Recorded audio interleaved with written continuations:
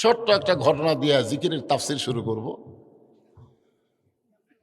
নূহ আলাইহিস সালাম একটা নৌকা বানাচ্ছেন কাঠ দিয়া, ধর এখন কি দিয়া, এই জন্যই নৌকার কথা কইলাম। সামনে 7 তারিখে কিছু একটা হবে, ধর এখন ঠিক কি। আমি গত রাত্রে যেখানে বললাম ভাই আগামী 7ই জনগণ যত আসলো সবাই বলল যা আসলো তাই হবে, মানে কিছুই হবে না, যা আসলো তাই। মধ্যখানে বাংলাদেশের 2000 কোটি টাকা নামে যাবে, ধর এখন ঠিক কিনা ভাই, যা আসলো তাই।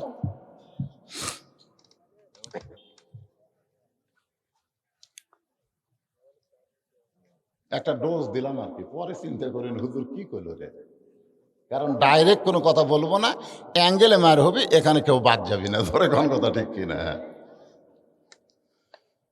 নূহ আলাইহিস সালাম কাঠ দিয়ে একটা নৌকা তৈরি করতেছেন। এই দুনিয়ার প্রথম যানবাহনের নাম হলো নৌকা, জোরে বলেন নাম কি। এমন সময় এক বুড়ি মানুষ এসে বলে, বাবা নূহ, এই শুকনা জায়গায় নৌকা বানানোর কারণ কি? নূহ বলতেছে, বুড়িমা, বন্যা নামক একটা গজব আসবে, এই গজবে গোটা পৃথিবী ধ্বংস হয়ে যাবে, কেবলমাত্র নৌকার ভিতরে যারা জায়গা পাবে তারা ধ্বংস হবে না। বন্যা নামক একটা গজব আসবে, বন্যা কি নামক, বন্যা নামক একটা গজব আসবে। এই গজবে নৌকার মধ্যে যারা জায়গা পাবে তাদের কোনো ক্ষতি হবে না, কিন্তু নৌকার বেড়া যারা থাকবে বাঁশ আড়ার তলে আলুর বাগুড়ের মধ্যে লুকা থাকা লাগবে, ধরে কোন কথা ঠিক কিনা। কিন্তু নৌকার ভিতরে যারা থাকবে তাদের কোনো টেনশন, কথা কয় না, টেনশন আছে। বুড়ি বললেন, বাবা নূহ, তোমার এই ছোট্ট নৌকায় সবাই যদি চড়বার চায় তাহলে নৌকার মধ্যে কি জায়গা হবে? নূহ বললেন, বুড়িমা, এই নৌকায় চড়তে গেলে একটা জিকির করা লাগবে, সেই জিকিরটা হলো লা ইলাহা ইল্লাল্লাহ, লা ইলাহা ইল্লাল্লাহ, লা ইলাহা ইল্লাল্লাহ নূহ নবিয়ুল্লাহ। নূহ নবিয়ুল্লাহ, এটা কি? ঠান্ডার পানি দিয়ে গেছে, দেখি ফেলাছে চা পরে আবার পানি আনবে। 38 বছর হচ্ছে ওয়াজের বয়স, এখনো টেজোতে 1 কাপ চা খাইনি। আমি সেই দিন চা খাবো যেদিন আমার সামনে বসা সবাই 1 কাপ করে খাবি, এটা লিয়ে দেন। আপনি কেন হুকুম করার কি, আপনি সভাপতি, এরা এরা এরা কুটি গেল রে মা, গেছে পানি আনবে গেছে, পাঠিয়ে দিছি। আপনি খান চাটা, আপনি খান। তাহলে নৌকায় চড়তে গেলে শর্ত হলো কি? জোরে কান, ফাযকুরুনি আযকুরুকুম। নৌকায় চড়তে হলে জিকির করা লাগবে, লা ইলাহা ইল্লাল্লাহ নূহ নবিয়ুল্লাহ। সঙ্গে সঙ্গে বুড়ি বলতেছেন, লা ইলাহা ইল্লাল্লাহ নূহ নবিয়ুল্লাহ। নূহ বলতেছে, বুড়িমা, আপনার কোনো টেনশন নাই, বন্যা নামক গজব যেদিন শুরু হবে সেদিন আমি আপনাকে হাত ধরে নৌকায় উঠাবো। ওয়াশকুরুলি ওয়ালা তাকফুরুন, খুব খেয়াল করবেন, বন্যা নামক গজব যেদিন শুরু হবে সেদিন আমি আপনাকে হাত ধরে নৌকায় উঠাবো। সঙ্গে সঙ্গে বুড়ি বললেন, আলহামদুলিল্লাহ। আলহামদুলিল্লাহ কেন বললেন? এখানে বুড়ির বলা দরকার ছিল, বাবা, বন্যা গজবে তুমি আমার হাত ধরে তুলবা, তুমি অত্যন্ত ভালো মানুষ, তোমার মতন ভালো মানুষ কেউ নাই, বন্যা গজবে একটা বুড়ি মানুষের হাত ধরে তুমি নৌকা তুলবা। আপনারা বলেন তো, বুড়ি এটি নূহুর কোনো প্রশংসা করছে? প্রশংসা করছে কার? তাহলে প্রধানমন্ত্রী 564টা মসজিদ বানায় দিছে, এখানে প্রধানমন্ত্রীর কোনো প্রশংসা চলবে না, প্রশংসা করতে হবে আল্লাহর। ধরে কোন কথা ঠিক না? প্রধানমন্ত্রী আমাকে রাস্তা বানিয়ে দিছে, প্রধানমন্ত্রীর বাপের টাকা। এক কথা খেয়াল করবেন, অস্কুরুলি, আল্লাহর কোরআন, এটি বাজে কোনো গপ্প চলবে না। আল্লাহর কোরআন, অস্কুরুলি, শুকুর গুজার করতে হবে কার? যদি না করে অন্য কারো শুকুর গুজার করো, ওয়ালা তাকফুরুন, আল্লাহ বলেছেন কুফরি করো না, করলেই তুমি কাফের হয়ে যাবে, করলেই কাফের।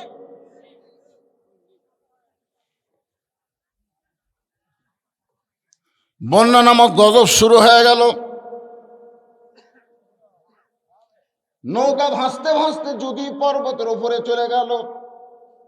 এই গোটা পৃথিবী যত পাহাড় পর্বত আছে সব পানির তলে 40 হাত ডুবে গেল। 40 হাত, ধরে কোন কয় হাত? বন্যার পানি কমে গেল। নূহ নবীর পাহাড় যদি পর্বতে এসে লেগে গেল। আল্লাহ ডাকতে বলে, নূহ নৌকার খবর কি? নূহ বলতেছে, নৌকার ভিতরে যারা জীবিত আছে তারা, নৌকার বাইরে যারা ধ্বংস হয়েছে তারা। আল্লাহ বলে, নূহ রে বুড়ির খবর কি? নূহ বলতেছে, আল্লাহ আমার মনেই নেই। কি বুঝলেন? কঠিন মুসিবত শুরু হলে একটা নবী পর্যন্ত একটা বুড়ির কথা মনে থাকতে পারে না। আর অনেকে বলে, হুজুর আমার কোনো টেনশন নাই, আমি পীর ধরছি হুজুর, আমি পীর ধরছি। আপনি যে পীরত ধরছেন ওই পীরের হাতে আর বই মুড়িদ হয় না। আপনি খোঁজলে দেখবেন। 3টা জিনিস আপনারা খেয়াল করবেন। একটা হলো, ডাক্তারের বউ কোনোদিন সিজার করে না। বড় বড় ডাক্তার জানে সিজার করলে বাচ্চারও ক্ষতি, মায়েরও ক্ষতি। এই জন্য ডাক্তারের বউ কোনোদিন সিজার করে। আর মৌলানাদের বাড়িতে কোনোদিন মিলাদ হয় না। মৌলানা যারা, এরকে বাড়িতে কোনোদিন মিলাদ হয় না। এরা পরের বাড়িতে পড়ায়, নিজের বাড়িতে হয় না। আর 3 নম্বর কথা হলো, পীরের বউ কোনোদিন পীরের হাতে মুরিদ হয় না। কারণ বউ জানে এই শালা 1 নম্বর লুচ্চা, মাঝে মধ্যে মুরিদের বইয়ের দিকে চোখ মারে। কিন্তু সর্বপ্রথম আমাদের নবীকে যিনি নবী বলে স্বীকার করেছেন তিনি হলেন নবীর বিবি খাদিজা। রাসূল জিজ্ঞাসা করলেন, খাদিজা আপনি আমার বিবি, আমি আপনার নবী? খাদিজা বললেন, ইয়া রাসূলুল্লাহ আপনি ভিতরেও যেমন বাহিরেও তেমন। সঙ্গে সঙ্গে খাদিজার ঈমান গ্রহণ করার সঙ্গে সঙ্গে আল্লাহ তাআলা কোরআনের আয়াত নাজিল করলেন, লাকাদ কানা লাকুম ফি রাসূলিল্লাহি উসওয়াতুন হাসানা। আল্লাহ পাবার জন্য যদি কাউকে ধরবার চাও তাহলে পীর ধরা চলবে না, আল্লাহর নবীকে ধরতে হবে। আমার সঙ্গে সবাই একটু সুর সুর করে কবেন, উপায় নাই রে ছেলেরে। তোমরা জীবনে বহু গান গাইলে, একটা গান গাও, উপায় নাই রে, উপায় নাই রে, উপায় নাই, নবী বিনে আল্লাহ পাওয়ার উপায় নাই।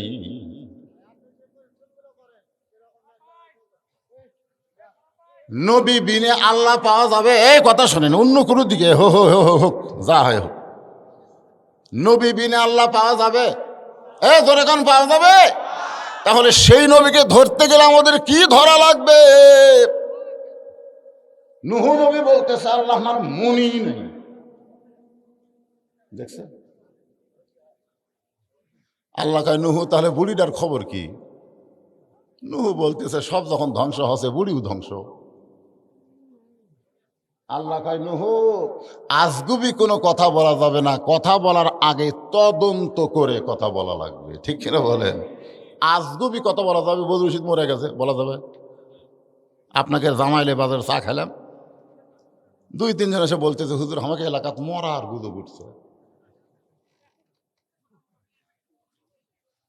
আচ্ছা, অ্যাক্সিডেন্ট করলে মানুষ মরে, আবার অ্যাক্সিডেন্ট ছাড়াও তো মানুষ মরতেছে। জোরে কথা কন না কেন ভাই?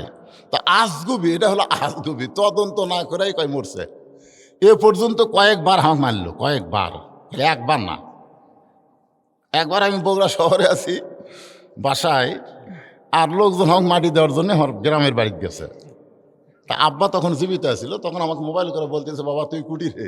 আমি বললাম বাসার মধ্যে আছি। তাড়াতাড়ি আয়, তো কবর দেবে রাখছে। তুই তাড়াতাড়ি আয়, তো কবর দেওয়ার জন্য আছে। হ্যাঁ, এর নাম হলো আজগুবি। আজগুবি শেরপুরের মানুষ তো বুঝতেছেন, অজাতা। জোরে কন কি জাতা? অজাতা কোনো কথা বলা যাবে না, তদন্ত করে দেখো। নূহ নবী তদন্ত করতে গিয়ে দেখে বুড়ি তো দূরের কথা, বুড়ের বাড়িটাও পর্যন্ত কিছুই হয় নাই। বুড়ি তো দূরের কথা, যে ঝুবড়ি বাড়ির থাকে ওই বাড়িও পর্যন্ত কিছু হয়নি। আমি তাইফে যে হালিমাতুস সাদিয়ার বাড়িতে গেলাম, হালিমাতুস সাদিয়ার বাড়ি, ওই বাড়িতে গিয়ে আমি 2 রাকাত নামাজ পড়লাম। রাসূলকে কোলে নিয়ে হালিমা লালন পালন করছে।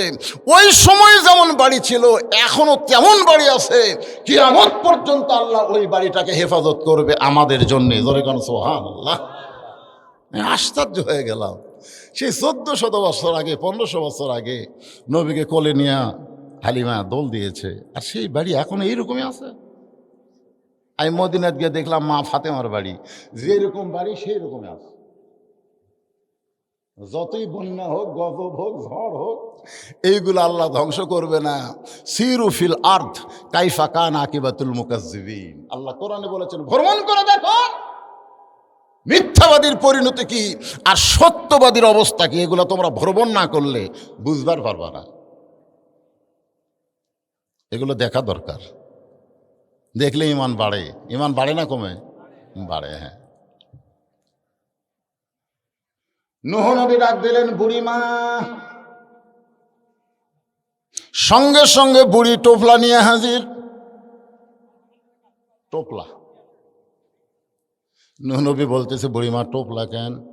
বলে সাইদ হয়ে বসে আছি, যে কোনো সময় ডাক আসবি। যেরকম ঠিক না, আগে থেকে সাইদ হয়ে বসে থাকা লাগবে, সাইদ হইয়া বসে থাকা লাগবে। আল্লাহ বলেছেন লা তামুতুন্না ইল্লা ওয়া আনতুম মুসলিমুন, মৃত্যুবরণ করো না যতক্ষণ তুমি মুসলমান না হবে। যে কোনো সময় তোমাদের সামনে মৃত্যু আসবে, তোমাদেরকে সাইদ হয়ে মৃত্যুর সামনে দাঁড়াতে হবে। জোরে কোনো কথা ঠিক কি না? সাইদ হয়ে আল কাটতে কাটতে মরতেছে, দুনিয়াদারি বিল্ডিং করতে করতে মরতেছে, সাইজ হওয়ার টাইম পায়নি। সাইজ সাইজ সাইজ বোঝেন? কিন্তু যেদিন ডাক পড়িবে কবর মাঝে যাইতে, জোগাড় কিছু করছো বন্ধু তার মাঝে বিছাইতে। ডানে কবর বামে কবর, ডানে কবর বামে কবর, নিচে কবর আছে যে, ওপর দিকে ছায়া দেখো বাঁশের ছাউনি দিছে কে। ডাক দিয়াছেন, গান আছে না নাই? ডাক দিয়াছেন আল্লাহ আমারে, রইব না আর বেশি দিন তোদের মাজারে। চলতে পথে 2 দিন থামিলাম, যাবার কালে একজন আরো দেখা না পাইলাম। কত জনকে কত কি দিলাম, যাবার কালে একজন আরো দেখা না পাইলাম। ও আমার সাদের মালা যাই রে ছিঁড়ে, রইব না আর বেশি দিন তোদের মাজারে। 1 নম্বরে যাবেন? যান, ঘুরে আসেন। হ্যাঁ, তাও বলছে ঠিক আছে, চাদরও লিয়ে যাবেন, থুয়ে যান চাদর, যদি আপনি চান, যদি আপনি চান। আস্তাইনু বিসসবরি ওয়াসসালাহ ইন্নাল্লাহা মা'আস সাবিরিন। যদি আপনি চান 600 পাখা লাগবে না, 1 পাখার বাতাস দিব, আগুনের চুলা সাগরের মধ্যে গিয়ে নিভে যাবে। ইব্রাহিম নবী মুচকে মুচকে হাসে। জিবরাইল বলে হাসেন কেন? বলে হাসার কারণ হলো তুই কে? আমি জিবরাইল। এই তুই কে? তুই খালেক না মাখলুক সেটা কর। দেখো আমি মাখলুক, আল্লাহ হচ্ছে খালেক। খালেক কে? আর আমরা? আপনারা বলেন তো ফেরেশতা বড় না মানুষ বড়? আল ইনসানু আশরাফুল মাখলুকাত। ইব্রাহিম আলাইহিস সালাম বললেন জিবরাইল তুমিও মাখলুক আমিও মাখলুক, একজন মাখলুক আর একজন মাখলুকের কাছে কোনোদিন সাহায্য চাইতে পারে? হাসবি আল্লাহু, পড়েন হাসবি আল্লাহু নিমাল ওয়াকিল, অনিমাল মাওলা অনিমান নাসির। আল্লাহ কয় ইব্রাহিম চড়কের উপরে তুই আমাকে স্মরণ করলি, আমি আল্লাহ ভুলে যাইনি রে। যেখানে তোকে ফেলে দেওয়া হবে আমি ঘোষণা করলাম কুলনা ইয়া নারু কুনি বারদাও ওয়া সালামান আলা ইব্রাহিম। আল্লাহ বলে ফাযকুরুনি আযকুরকুম। সুবহানাল্লাহ। এখন বাংলাদেশে আপনারা কাক স্মরণ করতেছেন? কাক? আল্লাহ। বক্তারা পর্যন্ত চারিদিকে তাকায় থেকে বাস করে, এরকম আগে দেখে। ভালোই নাকি? আজরাইল ধরার চাইতে পুলিশ ধরার চিন্তা বেশি। এই রে, যারা আজরাইল ধরার টেনশন করে না, পুলিশ ধরার টেনশন করে, এরা আর যাই হোক ইমান নিয়ে কবরে যাওয়ার পারবে না। জোরে কোন কথা ঠিক কি না? আমি আগে বলতাম চোরের মন, আর এখন আমি বলি ভালো মানুষের মন। একটা চোরও ভয় করে না। চোর সিনা টান করে ঘরে, মসজিদের চারিধারে ঘরে, আর কয় হামাকের ভয়ে, হামাকের ভয়ে সব ভালো জুতা মসজিদের মধ্যে গেছে রে, হামাকের ভয়ে। দুই চোরের ভয়ে সব লোক দামি জুতা মসজিদের মধ্যে তুলছে। আসেন একটু মনোযোগ দিয়ে শুনবেন। এই কোরআনকে লক্ষ্য করে আল্লাহ বলেছেন ইন্না নাহনু নাযালনা যিকর ওয়া ইন্না লাহু লাহাফিজুন। এই একজন আল্লাহু আকবার। আসলে বাংলাদেশের যারা বড় বড় দল করে না, বড় বড় দল আওয়ামী লীগ, বিএনপি, এই দলের লোকেরা কিন্তু আল্লাহু আকবার কয় না। জোরে কোন কথা ঠিক কিনা? আপনি খোঁজলে দেখবেন ওদের মিছিলে কোনোদিন আল্লাহু আকবার স্লোগান হবে না। কয়েকদিন আগে আমি গেছিলাম ওই যে ময়মনসিংহের, ওটা হচ্ছে আপনার গফরগাঁও, ওই জায়গায় আমাকে মিছিল করে নিয়ে যাচ্ছে। প্রধান বক্তার আগমন, শুভেচ্ছা স্বাগতম, জয় বাংলা। আমি কইলাম কে রে ভাই, জয় বাংলা না কে আল্লাহু আকবার করতে? না হুজুর, আমাদের এলাকাতে এই স্লোগান চলে না। প্রধান বক্তাকে নিয়ে যাচ্ছে, তাও জয় বাংলা কর। আল্লাহর কোরআন তেলাওয়াত করে বক্তা, যে তেলাওয়াত শুনলে ওয়াইদা তুলিয়াত আলাইহিম আয়াতুহু জাদাতুহুম ঈমানান, ঈমানের তারাক্কি হয়। সেই কোরআনের তেলাওয়াত শুনে যে আল্লাহু আকবার কয় না, আর যাই হোক মরার সময় আর মুখে আল্লাহ উচ্চারণ হবে না, আল্লাহ উচ্চারণ হবে না। ও বাবারে মনুরে, ও বাবারে মনুরে, ও বাবারে মনুরে, এই কত কত শালা মরবি।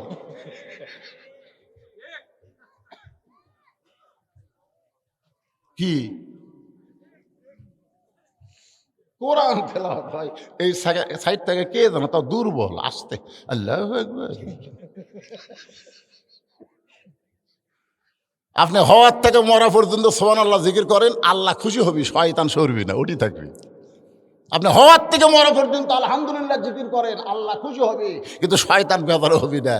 একবার খেলে আল্লাহু আকবার বলেন, শয়তান এত জোরে দৌড় মারবি আর পিছন দিকটা বাতাস ভাগাবে। ওরে বাবা রে, শয়তান তাড়ানোর তাকবীর হলো লিল্লাহে তাকবীর।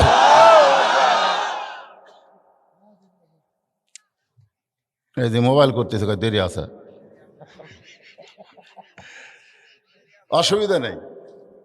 জরুরি কোনো কল আসতে পারে, জরুরি। হ্যাঁ, আপনার মোবাইল বন্ধ করে রাখেন, সব চলবে। সব চলবে না? আপনি মনে করতেছেন আমাক ছাড়া কিছু চলবে না, আপনি মরার অভিনয় করে দেখেন, একদিন খালি মরার অভিনয় করে দেখেন, দেখবেন সবই চলবে। আপনি ছাড়াই সব চলবে, আপনি কিছুই না করেন। মনে করতেছেন বিরাট কিছু, খালি মরিয়া দেখেন, তাড়াতাড়ি কুটি থোয়া লাগবে। সেই গরম ভাই, থাক আস্তে আস্তে খাই। তো কি বলতেছি মনে আছে তো আপনাদের? ফাযকুরুনি আযকুরুকুম ওয়াশকুরুলি ওয়ালা তাকফুরুন। এইটা বলতে বলতে আমি বলতেছি ইন্না নাহনু নাযালনা যিকরা। তাহলে এই কোরআনটাও হলো একটা জিকির। কোরআনের এক নাম কি? জিকির। হ্যাঁ, তাহলে এখন বলেন তো, কোরআন যে জিকির আল্লাহ বলল, এর পিছনে কারণ কি? 37 জন মক্কার বাসা বাসার নেতা আল্লাহর বাড়ির চারিধার ঘেরাও করছে। 37 জন, তারকে হাতে তলোয়ার লাঠি বল্লম, নবীর বাড়ির চারিধার ঘেরাও করছে। নবী খালি বাড়ির থেকে বাড়ালি পিটাই মারবি। নবী আলী গিয়া বলতেছে, আলী তুই আমার বিছনার ঘুম পাড়, তুই আমার বিছনার মধ্যে ঘুমায়া যা। আলী বলতেছে, হুজুর আমি আপনার বিছনায় কেন ঘুমাবো? রাসূল বললেন, আল্লাহ হিজরত করার হুকুম দিছে। আলী বলতেছে, ইয়া রাসূলুল্লাহ, এতদিন আপনার বাড়ি কেউ ঘেরাও করলো না, তখন আল্লাহ হিজরতের হুকুম দিল না, আজকে লাঠি সোটা নিয়ে আপনাকে মারার জন্য যখন রেডি, এই সময় আল্লাহ আপনাকে বের হবার বলতেছে। আমার মনে হয় আল্লাহ আপনাকে মার খেলাবে না। এতদিন মক্কার কেউ আপনার বাড়ি ঘেরাও করেনি, তখন আল্লাহ আপনাকে হিজরতের হুকুম দেয়নি। আজকে সবাই লাঠি সোটা নিয়ে যেভাবে দাঁড়িয়ে আছে খালি বের হলেই মারবে, আর এই সময় আল্লাহ আপনাকে হিজরতের হুকুম করতেছে। আল্লাহকে, আলী তুই ছোট মানুষ, তুই বুঝবো না, যা ঘুম পাড়। নবীর কথা মতো হযরত আলী ঘুমায়া যায়। গভীর রাত্রে আল্লাহর নবী দরজা খুলে দেখে নেতাগুলো লাঠি নিয়ে, বল্লম নিয়ে, বর্ষা নিয়ে দাঁড়ায় আছে। রাসূল বলে, আল্লাহ, ঈসা আলাইহিস সালামকে আপনি ঘরের ছাদ ফাঁকা করে আসমানে নিয়ে গেলেন, আর আমাকে আপনি এদের ভিতর দিয়ে হিজরত করতে বলতেছেন। আল্লাহ আমি কি করব? আল্লাহ বলে, আপনাকে একটা পারমাণবিক বোমা দিয়েছি, যেই বোমার নাম হলো কোরআন। জোরে করেন সুবহানাল্লাহ। এই কোরআন থেকে কয়েকটা আয়াত তেলাওয়াত করে এক মুঠি বালির মধ্যে ফুঁক দেন, ফুঁক দেওয়ার পরে বালি উপর দিকে ছিটায় দেন। নবী যখন বালি ছিটায় দিয়েছে, সব বালিগুলো 37 জন নেতার চোখের মধ্যে ঢুকে গেছে। সবাই খালি চোখ, বালু যদি চোখ ঢোকে কি করবে? হাতের লাঠি পড়ে গেছে, লাঠি ফেলে দিয়ে চোখ ঢুকতেছে। রাসূল কয়, আল্লাহ এই শুধুকে আবু জেহেল আর আবু সুফিয়ান মারিয়া আমি যাওয়ার পারবো, ওরা যে হারে চোখ ঢলতেছে, এখন মারতে কোনো অসুবিধা আছে? আল্লাহ কইল, না, এই কয়জনই মরবি, তবে আজকে না। ইন্না নাহনু নাযালনা যিকরা, একটু মনোযোগ দিয়ে শুনবেন। আজকে নয়, আজকে আপনি হিজরত করেন। গভীর রাত্রে আবু বকরের বাড়ির দরজায় আস্তে করে ঠোকা মারছে, সঙ্গে সঙ্গে দরজা খুলে যায়। রাসূল বলে, আবু বকর, আমি যে তোমার বাড়ির দরজায় আসতেছি এইটা তুমি আগে থেকেই জানতে? বলে, 6 মাস আগে আপনি বলেছিলেন একদিন গভীর রাত্রে মক্কা ছেড়ে মদিনায় হিজরত করা লাগবে, আমাকে সঙ্গে করে আপনি মদিনায় যাবেন। সেদিন থেকে আজ পর্যন্ত কোনো রাত্রিবেলা আমি ঘুমাইনি। রাসূল বললেন, চলো যাই। যেই বলছে চলো যাই, নবীর সঙ্গে সঙ্গে রওনা দেয়। রাসূল বলে, আবু বকর, একটা বার কি বাড়ির মধ্যে ঢুকবা না? তোমার বিবি বাচ্চার কাছে কি একটা কথাও বলবা না? আবু বকর বলে, ইয়া রাসূলুল্লাহ, আমার বুকটা চিরে কলিজা যদি দেখাবার পারতাম তাহলে আপনি বুঝতে পারতেন আমার বুকের ভিতরে আল্লাহ নবী ছাড়া আর কারো জায়গা না। চলো, ওই পাহাড়ের উপরে উঠতে হবে। আবু বকর বলে, হুজুর, মক্কা থেকে মদিনা হলো উত্তর দিকে, আর আপনি পূর্ব দিকে যাচ্ছেন, ব্যাপার কি? বলে, এটাই আল্লাহর আইন। ধরে করেন সুবহানাল্লাহ। গিরি শহরের মধ্যে আবু বকরকে আল্লাহর নবী যখন আত্মগোপন করেছে, রাতটা শেষ হয়ে গেল। রাত যখন শেষ হয়ে গেল, আবু জেহেল বলতেছে, এমনভাবে পাহারা দিলাম, এখন পর্যন্ত ঘর থেকে বের হয় নাই, তাহলে আজকের মতো কি আমরা ফেরত যাব? আবু সুফিয়ান বলতেছে, আবার 37 জন নেতা কবে ঐক্যজোট হবে? আজকেই কাম সারা লাগবে, দরকার হলে ঘরের দরজা ভাঙ্গা আমরা তাকে হত্যা করব, এই নিয়তে আবু জেহেলের নেতৃত্বে নবীর ঘরের দরজা ভাঙ্গা দেখে ওড়ে তামানে চাদর দিয়ে একজন লাখ ডেকে ঘুম পাড়তিছে। রাসূল যে কইছে যা ঘুমায়, সেই ঘুম। উলিদ বিন মুগিরা বলতেছে, নেতা এক মারার জন্য সারা রাত আমরা খাড়া হয়ে আছি, আর এইরকম করে ঘুম পাড়ে এই মানুষ? আবু জেহেল খালি মুসকে মুসকে হাসে। আবু জেহেল জানে এটা মানুষ না, এটা হলো আল্লাহর নবী। জোরে কোন সুবহানাল্লাহ। আবু জেহেল কিন্তু জানে আল্লাহর নবী, কিন্তু আবু জেহেল জানে কিন্তু মানে না। এটাই হচ্ছে মারাত্মক কথা। আমরা সবাই জানি কোরআন সত্য কিতাব, কোরআন আল্লাহর আইন, জানি ঠিকই, কিন্তু আমরা একই কথা, আবু জেহেলর যা হবি আমাকের অবস্থাও তাই। খালি মরিয়া থাকি, খালি মরলি বুঝবেন যে আমাদের অবস্থাটা কি হয়, বাঁচতে বুঝতে পারতেছেন না। আবু জেহেল সবচাইতে বড় নেতা, মুসকি মুসকি হাসতেছে। উলিদ বিন মুগিরের হাতে একটা বর্ষা আছে, এই বর্ষাটা চাদরের উপর মারতে চায়, কারণ যাকে সারা রাত পহরা দিলাম এই বেটা ঘুম পাড়ে, এক না মারা পর্যন্ত আমার শান্তি নাই। যখন বর্ষাটা মারবে, আবু জেহেল খফ করে ধরে বলতেছে, উলিদ বিন মুগিরা রে, ঘুমন্ত মানুষকে মারা জায়েজ নাই। সুবহানাল্লাহ। ঘুমন্ত মানুষকে মারা জায়েজ নাই। উলিদ বিন মুগিরা বলে, নেতা আপনার সব কথা মানতে পারি, কিন্তু এটা মানা যাবে না। অনেক সময় দেখবেন নেতার চাইতে ক্যাডার বেশি পাওয়ারফুল। ধরে গণ ঠিক কিনা? নেতা তাও কিছু বোঝে, কিন্তু ক্যাডাররা কিছুই বোঝে না। আমার চিনিস? তাহলে বগুড়া থেকে ঘুরে আসে তো সাইজ কম রে, এই এমন ভাবে হুমকে পারছে, এই গরিব মানুষ বাড়ির যে কান্তিছে, আল্লাহ বগুড়া থেকে ঘুরে আসে আমার সাইজ করবে। আল্লাহ আল্লাহ বগুড়া থেকে আসতে না 2 ঘন্টা লাগবে, আসে তো আমার সাইজ করি। ওই কালো 4 মাথা পার হওয়ার পারেনি, যাই বলছে ঘুরে আসে সাইজ কর্ম, ওই 4 মাথার যাতে ভুটভুটির সাথে বাজা গেছে। মোটর সাইকেলের কিছু হয়নি, কিন্তু ওর 4 ভাঙ্গা। বগুড়া মেডিকেল কলেজে নিয়ে যায় ব্যান্ডেজ করে থোছে, যাক বলছে ঘুরে আসে সাইজ কর্ম, ও এবার 800 গ্রাম আঙ্গুল নিয়ে দেখবার গেছে। দেখবার যা বলতেছে, কে ভাই ঘুরে যাই সাইজ করবো, তোর কি হলো? কয় ভাই সাইজ করার মালিক আমি না রে, সাইজ করার মালিক। এখন বুঝলো কতগুলো ক্যাডার আছে দেখবেন নেতার চাইতেও বেশি মশান মারে, আছে না নাই? জোরকান আছে না নাই? এই সামসাকের অত্যাচারে নেতারা পর্যন্ত দোষের মধ্যে পড়ে যায়। আল্লাহর বান্দার একটু খেয়াল করবেন, উলিদ বিন মুগিরা যখন বর্ষা মারবার চায়, আবু জেহেল বলতেছে ঘুমন্ত মানুষকে মারা জায়েজ। কেন বলতেছে? কারণ নবীর বাড়ি আর আবু জেহেলের বাড়ি একই জায়গায়। যারা হজ করছেন তারা দেখছেন নবীর বাড়ি আর আবু জেহেলের বাড়ি এখানে। হাজী সাহেবরা নাই? আবু জেহেলের বাড়ি থেকে পশ্চিম দিকে 200 মিটার হলো আল্লাহর কাবা ঘর, আর মাত্র 150 মিটার পূর্ব দিকে নবীর বাড়ি হলো লা ইলাহা ইল্লাল্লাহ, আর পূর্বে হলো মুহাম্মাদুর। আবু জেহেলের মতন ভাগ্যবান মানুষ পৃথিবীতে কেউ নেই। ওই যে কাবা, ওই যে রাসূল। হায় হায়, তারপরেও শালা 1 নম্বর খারাপ, নামাজ পড়ে না পারে।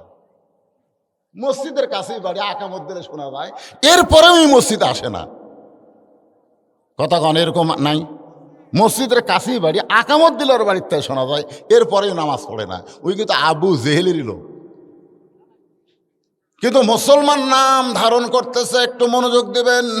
আবু জেহেল বলতেছে, উলিদ বিন মুগিরা রে,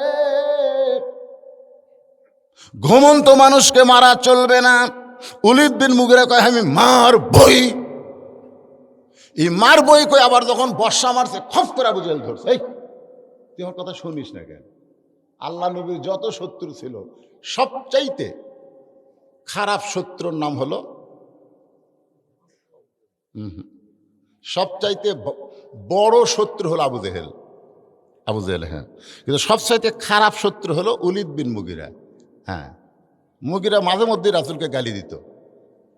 একদিন নবী সাহাবীদেরকে নিয়ে ওয়াজ করতেছে, আর সঙ্গে সঙ্গে মুগিরা বলছে, এই মুসলমানের নবী, তুই যদি এতই ভালো হবি তো জন্মের আগে তোর বাপ মরলো কে? আচ্ছা, জন্মের আগে বাপ মরলো, এটা নবীর দোষ? কেউ যদি বলে, হুজুর আপনি এতই ভালো হবেন, তাহলে এত কালো কেন? আমি কালো হচ্ছি, এটা আমার দোষ? আমার বাপ পর্যন্ত, আমার বাপ পর্যন্ত আমার জন্ম দিয়েছে, সেই আমার ডাক দিয়েছিল কালু। কয়ে কালু, মানে এত কালো, সেদিন নাম দিয়েছিল কি কালু। আর বাপ মরে গেছে, আল্লাহ জান্নাত দেখ। এই কালু নাম কিন্তু আমি যখন বড় হলো তখন সবাই এই কালু, এক সন্তোষ কালু। আমার এতই খারাপ, আমি কালু নাকি? চিন্তা করে দেখেন, জন্মের আগে নবীর বাবা মারা গেছে, এটা কি নবীর দোষ? তো বলতে তুই যদি এতই ভালো হবি তাহলে জন্মের আগে তোর বাবা মরল কেন? সঙ্গে সঙ্গে নবীর চোখ দিয়ে পানি পড়তেছে। শিশুকালে মইরা গেছে মা, গর্ভে থাকতে মরছে পিতা, নবী চোখে দেখলেন না। কে করিবে লালন পালন, কে দিবে সান্ত্বনা, এই দুনিয়ার বড় এতিম নবী ছিলেন একজনা। নবীর চোখ দিয়ে দর দর করে পানি পড়তেছে। নবীর চোখের পানি আল্লাহ সহ্য করতে না পেরে বলে, নবী গো, যে উলিদ বিন মুগিরার কথাটা দ্বারা আপনি কষ্ট পাইলেন, এই উলিদ বিন মুগিরাকে আপনি চিনেন? আল্লাহ রাসূল বলে, ও হলো মুগিরার বেটা অলিদ। আল্লাহ কয়, নবী গো, ও মুগিরার বেটা অলিদ না, উতুল্লিম বাদা জালিকা জানিম, ও হলো যারো তো সন্তান। একমাত্র যারই সন্তান ছাড়া নবীরে কেউ আবল তাবল বলতে পারবে না। আজও বাংলাদেশে যারা নবীর বিরুদ্ধে কথা বলবে, বুঝবেন ওদের মাও একটা, কিন্তু বাপের ঠিক নাই। যেরকম কিসের ঠিক নাই? এই শালারা জাউরে চল, যেরকম কি চল, জারদ সন্তান। আমার নবীর বিরুদ্ধে তুমি কথা বলবা, বাড়ির যা শোনা দেখো তোর বাপকে রাহ। পরের বার যখন নবী এরকম কথা বলতেছে, উলিদ বিন মুগিরা কিছু একটা বলবার যাচ্ছে, মানে নবীকে আবার খারাপ কথা কয়, মনে কষ্ট দিবে, এমন সময় নবী আগেই বলে দিয়েছেন, তুল্লিম বা দাদা আলিকা জানিম। উলিদ বিন মুগিরা মারছে দৌড়। আপনারা বুঝবার পারেন নাই, কিন্তু উলিদ বিন মুগিরা বুঝিয়েছে। সৌদি আরবের লোকেরা কোরআন বোঝে কি বোঝে না? কোরআনের ভাষা হলো আরবি, ওদের মাতৃভাষা হলো আরবি। উলিদ বিন মুগিরা এক দৌড়ে মায়ের কাছ, মা। মা কয়, কি রে, তুমি সত্যি করে বলো তো আমার বাপকে? মা কয়, এত বছর পর এই পুরান খবর তো কে দিল? এত বছর পর এই পুরাতন খবর তো কে দিল? যাই এই খবর দিছে সে দুনিয়ার সাধারণ কোনো মানুষ না। উলিদ বিন মুগিরা বলে, আমি তাকে দেখতে পারি না। তুই দেখতে না পারলে কি হবে? সে দুনিয়ার সাধারণ কোনো মানুষ না। যেই খবর উপরওয়ালা আল্লাহ ছাড়া কেউ জানে না, সেই খবর কে জানালো রে? উলিদ বিন মুগিরা বলে, মা তাহলে খবর কি? বলে, খবর হলো তোর বাপ ব্যবসার কাজে বেড়ে গেছে। আমি তখন নতুন বউ, এই জুয়ান তাগড়া বউ থেকে মালয়েশিয়ার যাওয়া, ইয়ার কি মারতেছেন? পরকিয়া বাংলাদেশে বাড়িছে না কমিছে? কথা কয় না, কথা কয় না। তুমি যদি মালয়েশিয়া সৌদি আরব যাওয়ার চাও, তাহলে 2-4টা ছোলের মাও করে থুয়ে যাও। জোরে করে কথা ঠিক কিনা? 2-4টা ছোলের মাও করে থুয়ে, অর্ধেকের কেউ টাকা দিলে সে অবস্থায় যাও, একে টাকরা থুয়ে চলে যাও। তার মানে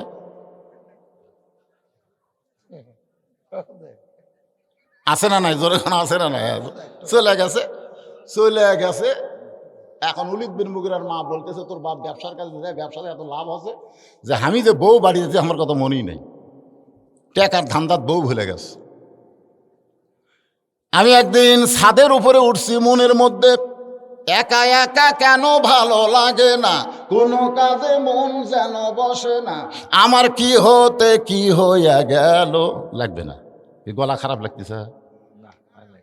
গলা যা গেছে তাই নাই। এ গান আমরা শুনছি ছোটবেলায়, একা একা কেন ভালো লাগে না, কোনো কাজে মন যেন বসে না, আমার কি হতে কি হইয়া গেল। ছাদের ওপর যায় খালি উড়ছুড় করতেছে। ইতিমধ্যে ওর মা বলতে, তোর বাপের ছোট ভাই উলিদ বিন মুগিরাকে ওর মা বলতেছে, তোর বাবার ছোট ভাই বাড়ির চারিধার তওয়াফ করতেছে। ভাই যখন বাড়িতে না থাকে তখন দেওরা কিন্তু মজা মারে। ভাইয়া তোমার বউ, আমি যে দেবর, ভাইয়া তোমার বর, আমি যে দেবর, বুঝে দেখো ভাবি কার বেশি দাবি, ভাইয়া গেছে মালয়েশিয়ায়, আমি এখন আসি। একেবারে কোরআনের বাস্তব ঘটনা দেখেন। উলিদ বিন মুগিরার মা বলতেছে, তোর বাপের ছোট ভাই খালি চারিদিকে ঘোরে, চারিদিকে যখন তাওয়াফ করে, তাওয়াফ এমন সময় আমি ছাদ থেকে নিচে নেমে এসে ঘরের দরজা খুলে দেই। ঘরের দরজা খুলে দেওয়ার পরে তোর চাচা আমার ঘরের মধ্যে ঢোকে। আমি তোর চাচাকে আমার দিকে আকৃষ্ট করি, আকৃষ্ট বলা লাগবে না, বলা লাগবে না, তুমি আমার কাছে আসো। খালি এইরকম অন্যা আগে এইরকম আসলো, সব ঢাকাতেছে। এখন অন্যা ঘুরে এই দিকে গেছে, এই দিকে। এখন বলা লাগবে, আসো আসো বলা লাগবে। এমনি যুবক বুঝবার পারবি আমার ডাকতিছে, তোর এখন কথা শিখি না।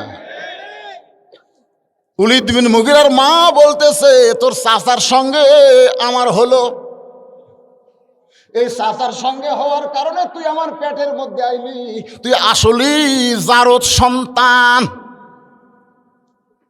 সুবহানাল্লাহ। কোন আল্লাহর কোরআন কি ঠিক না? ইন্না নাহনু নাযালনা যিকরা ওয়া ইন্না লাহু লাহাফিজুন। এর মধ্যে কম বেশি করার সুযোগ পৃথিবীর কারো নাই, কারণ স্বয়ং আল্লাহ নিজের কুদরতে হাত দিয়ে কোরআন হেফাজত করতেছে। তোর কোন কথা ঠিক কি না? কম বেশি করবে। আবু জেহেল উলিদ বিন মুগিরার বর্ষা ধরে চাদর ধরে মারছে টান, যেই চাদর টান মারছে, চাদর টান মারা দেখে নবী নাই, চাদরের মধ্যে আলী ঘুমাই। কে রে, তাহলে সারা রাত কাক পড়া দিলাম রে? এই নবী কোন দিকে গেছে রে? আলী বলতেছে, আমি ঘুম পাড়ছি, আমি ঘুম পাড়ছি। ভাই আমি জানি না তোরা চেতন থাকে কি করলু? তোরা যে চেতন থেকে নবীর ঘর পহরা দিল, নবী কোন দিক দিয়ে গেল তোরাই কর। এমন কথা হযরত আলী বলেছে, আবু জেহেলের মুকুট ছাই পড়ে গেছে। জোরে কোন সুবহানাল্লাহ, সুবহানাল্লাহ জোরে কোন। আবু জেহেল বলতেছে, আর দেরি করা যাবে না, গোটা মক্কা ঘেরাও করো, হয়তো কোনো পাহাড়ের গর্তে আশ্রয় নিয়েছে।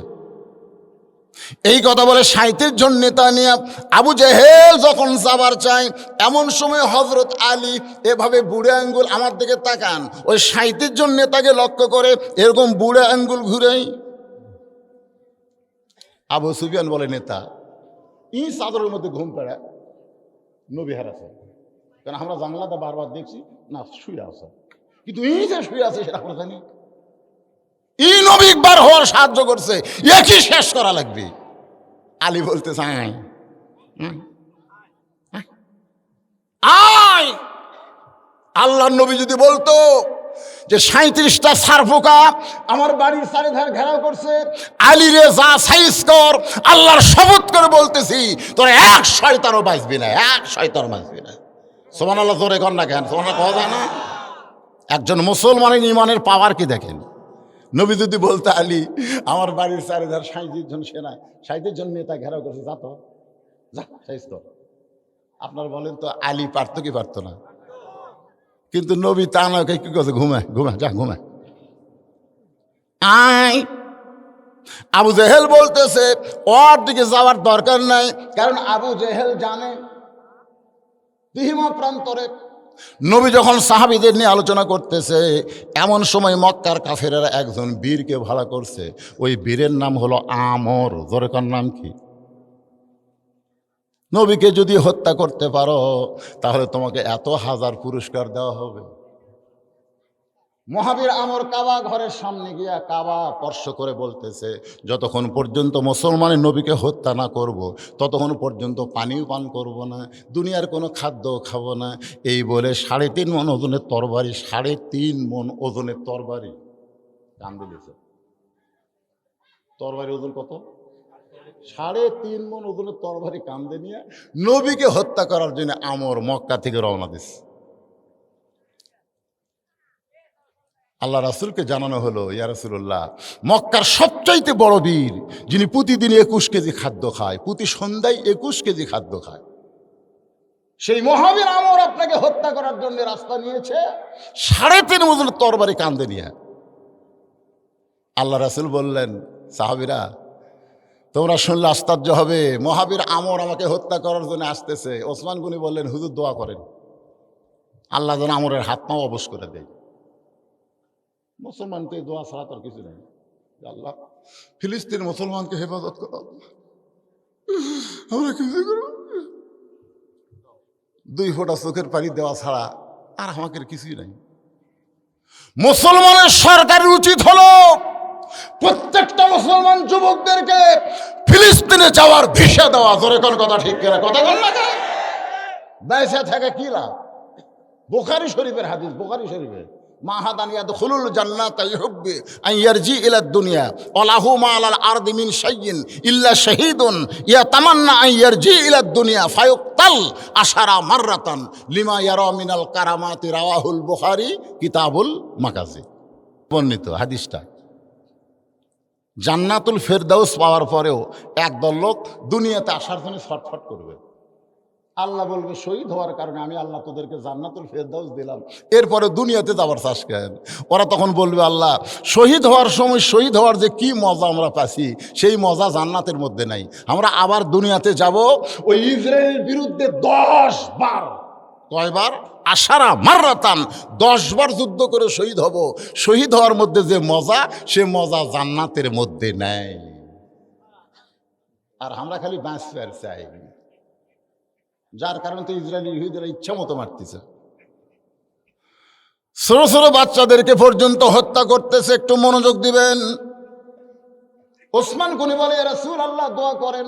সঙ্গে সঙ্গে নবী হাত তুলছে, দোয়া করবে আল্লাহ আমরের হাত পাও অবশ। হাত পাও যদি অবশ হয় তাহলে ওই তরবারি লেসে পারবি? এই অবশ পর্যন্ত বলতেই আল্লাহর কোরআনের আয়াত নাজিল হচ্ছে। ফেরেশতা জিবরাইল এসে বলতেছে ইয়া আইয়ুহান নাবিয়্যু হারজিল মুমিনিনা আলাল কিতাল। হে রাসূল, দোয়া দিয়া সব কাম হবে না।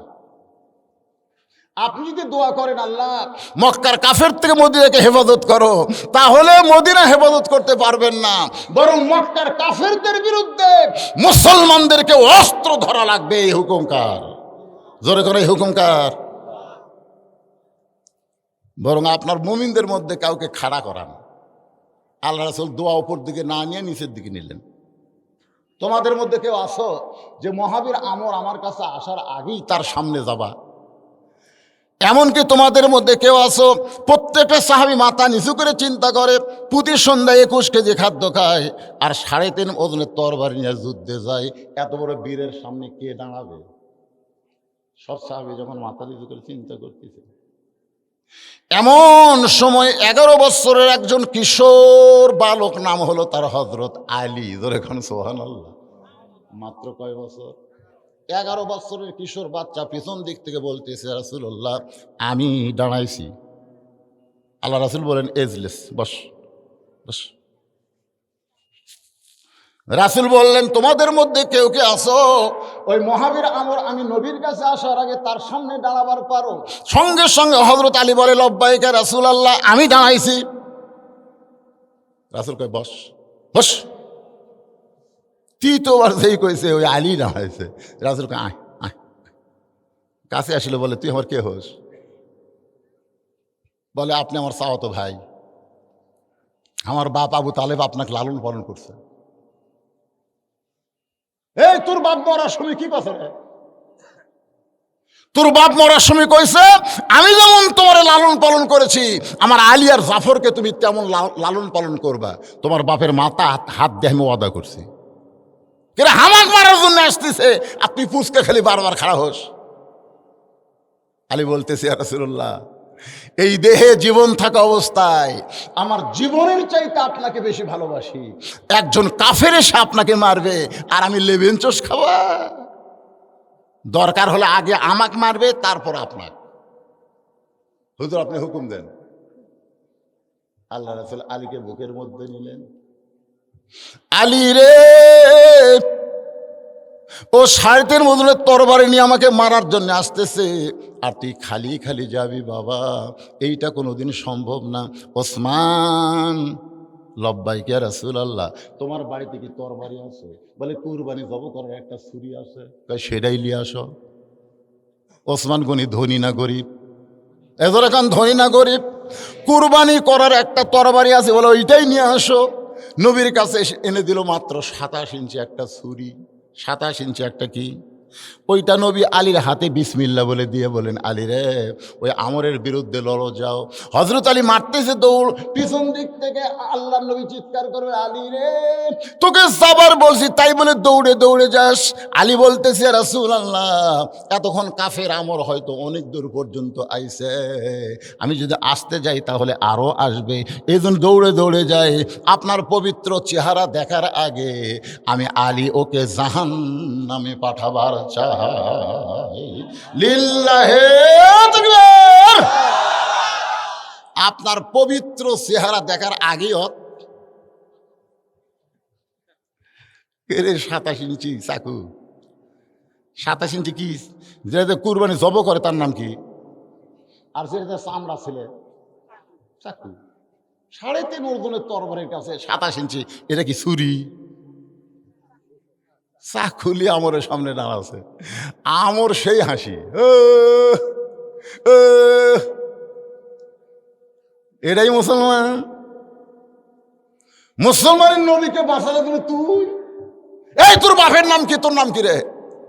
আলী আমরের মুখের দিকে তাকায় চাকু দিয়ে সামনে একটা দাগ দেয়।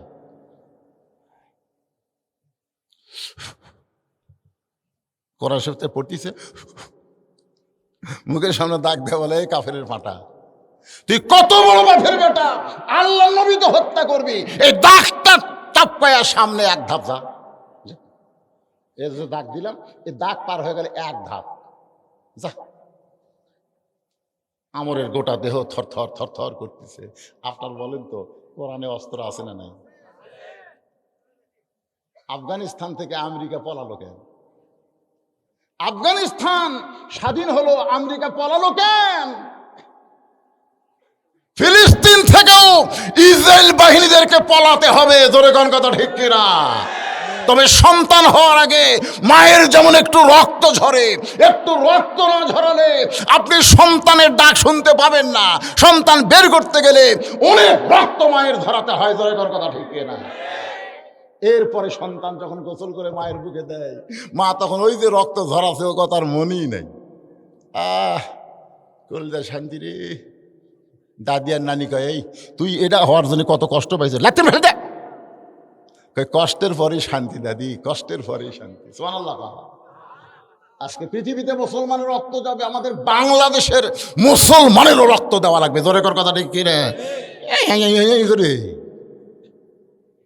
বাংলাদেশের মুসলমানের রক্ত দেওয়া লাগবে। এমনি এমনি ইসলাম, রক্তের ভিতর দিয়ে ইসলাম, জোরে কোন ঠিক কিনা? একটু মনোযোগ দিয়ে শোনেন, দাগ দিয়ে বলতেছে তুই কত বড় কাফেরের পাটা, কাফেরের বেটা, নবীকে হত্যা করা তো দূরের কথা, সামনে এক ধাপ সামনে যা, এক ধাপ সামনে যা। এই কথা যেই মাত্র বলছে, আমরের গোটা দেহ থর থর করে কাঁপতেছে। সুবহানাল্লাহ। আপনারা বলেন তো, বাড়িওয়ালা যদি ন্যাংলা হয়, বাড়িওয়ালা ন্যাংলা পঙ্গু, মানে হাতও পঙ্গু পাও পঙ্গু, কিন্তু চেতন আছে। আর চোর আমার মতন শক্তিশালী, ওই আসা কেবল জানলা হাত দিছে। ন্যাংরা যদি বলে কে রে, আপনারা বলেন তো চোর থাকবে না দৌড় দিবে? কথা কন না কেন? চোর থাকবে না দৌড় দিবে কি জন্যে? চোরের তো শক্তি আছে, এর তো হাত পাও পঙ্গু। চোর তোর বুঝলি চেতন আছে রে, চেতন থাকতে চুরি করা যাবে না। বাংলাদেশের মুসলমানকে চেতন থাকলে ওই ভারতের কুলাঙ্গারেরা বাংলাদেশের অভ্যন্তর নিয়ে নাক ডবাতে পারবে না, জোরে কোন কথা ঠিক কি না? কিন্তু চেতন নাই তো। আপনি ঘুমায় গেছেন, আপনার ঘরের মধ্যেই হরি হরি হরি হরি লো লো লো লো লো লো লো হরি হরি লো লো লো লো লো লো লো, আপনার ঘরের মধ্যে আপনি ঘুমায় গেছেন, আর আপনার বউ স্টার জলসা জি বাংলা দেখতেছে, আপনি ঘুম পাড়তেছেন,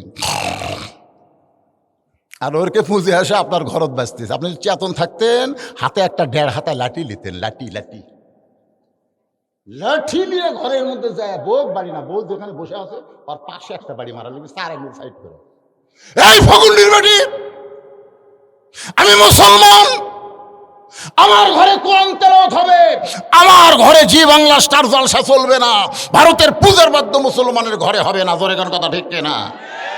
আপনি চেতন আছে, আপনি পঙ্গু হয়ে গেছেন। আমাদের সবই খোলা আছে, হাত খোলা, পাও খোলা, চোখ খোলা, খালি মুখ বন্ধ। এই জন্য পেঁয়াজের দাম 250 গেছিল।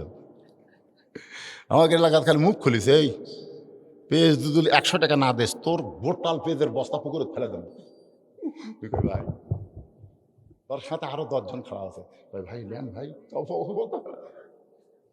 কেবল মুখ খুলিছে, দাম কমে গেছে। কথা কন না কেন?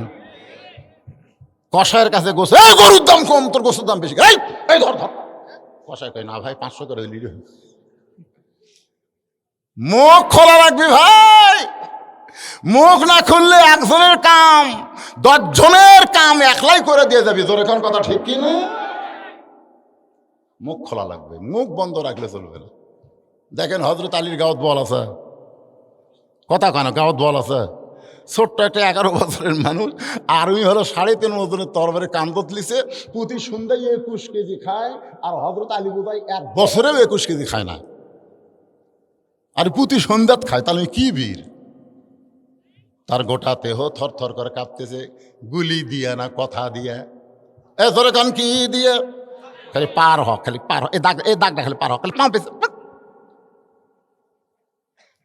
আমরের গোটা দেহ যখন থর থর করে কাঁপতেছে, এমন সময় কাফেররা পিছন দিক থেকে বলতেছে, মারেন মারেন। এত বড় তরবারি নিয়ে এই ছোট বাচ্চার সামনে আপনি ব্রেক হলেন কেন? মারেন। আমর যখন 2.5 মণ ওজনের তরবারি নিয়ে হযরত আলীকে মারতে চায়, ইত্তাকু ফিরাসাতাল মুমিনিনা ফাইন্নাহু ইয়ানজুরু বিনুরিল্লাহ। হযরত আলী নূরের চোখে দেখে ওইটা তরবারি না, ওইটা আল্লাহ কাঠের তক্তা বানায়া দিছে। এ আমরের তরবারি তক্তা। জোরে কোন কি? আসলেই তরবারি, কিন্তু হযরত আলী দেখতেছে তক্তা। এখন আপনার বলেন, যখন নমরুদ বলতেছে একটা টান মারমো তুই আগুনে পুড়ে মরে যাবি, আল্লাহ তো ইব্রাহিম একবার তাকাতো। ইব্রাহিম নবী আগুনের দিকে তাকা দেখে খাট সেট করা, চারিদিকে ফুল দিয়ে করে। নমরুদ দেখায় আগুন, ইব্রাহিম নবী দেখে খাট, ফুলের বাগান। আপনারা বলেন তো, ফেরাউন বলতেছে দেখ দেখ দেখ দেখ সামনে দরিয়া, পার হবি কেমনে? মুসা আলাইহিস সালাম তাকায় দেখে 12 লাইন রাস্তা। বলে কোন সুবহানাল্লাহ। আমাদেরকেও আল্লাহ দেখাবে, আল্লাহ দেখাবে। ওরা অ্যাটম বোমা মারবে বাংলার মুসলমানকে শেষ করার জন্য, আর বাংলার মাটি পড়ার সাথে সাথে মিষ্টি বাঙ্গি তরমুজ হয়ে যাবে। আমাদের ছেলেবেলে তরমুজ বাঙ্গি পাচ্ছে না, ওরা দৌড়ে দেখ চাকু দিয়ে কাটতে দেখবি সেই লাল। ওরা খাচ্ছে আর ওরা দূরবীন দিয়ে দেখতেছে কে রে, বোমার খবর কি? তখন বলবি খাচ্ছ ভাই, বোমা খাচ্ছে।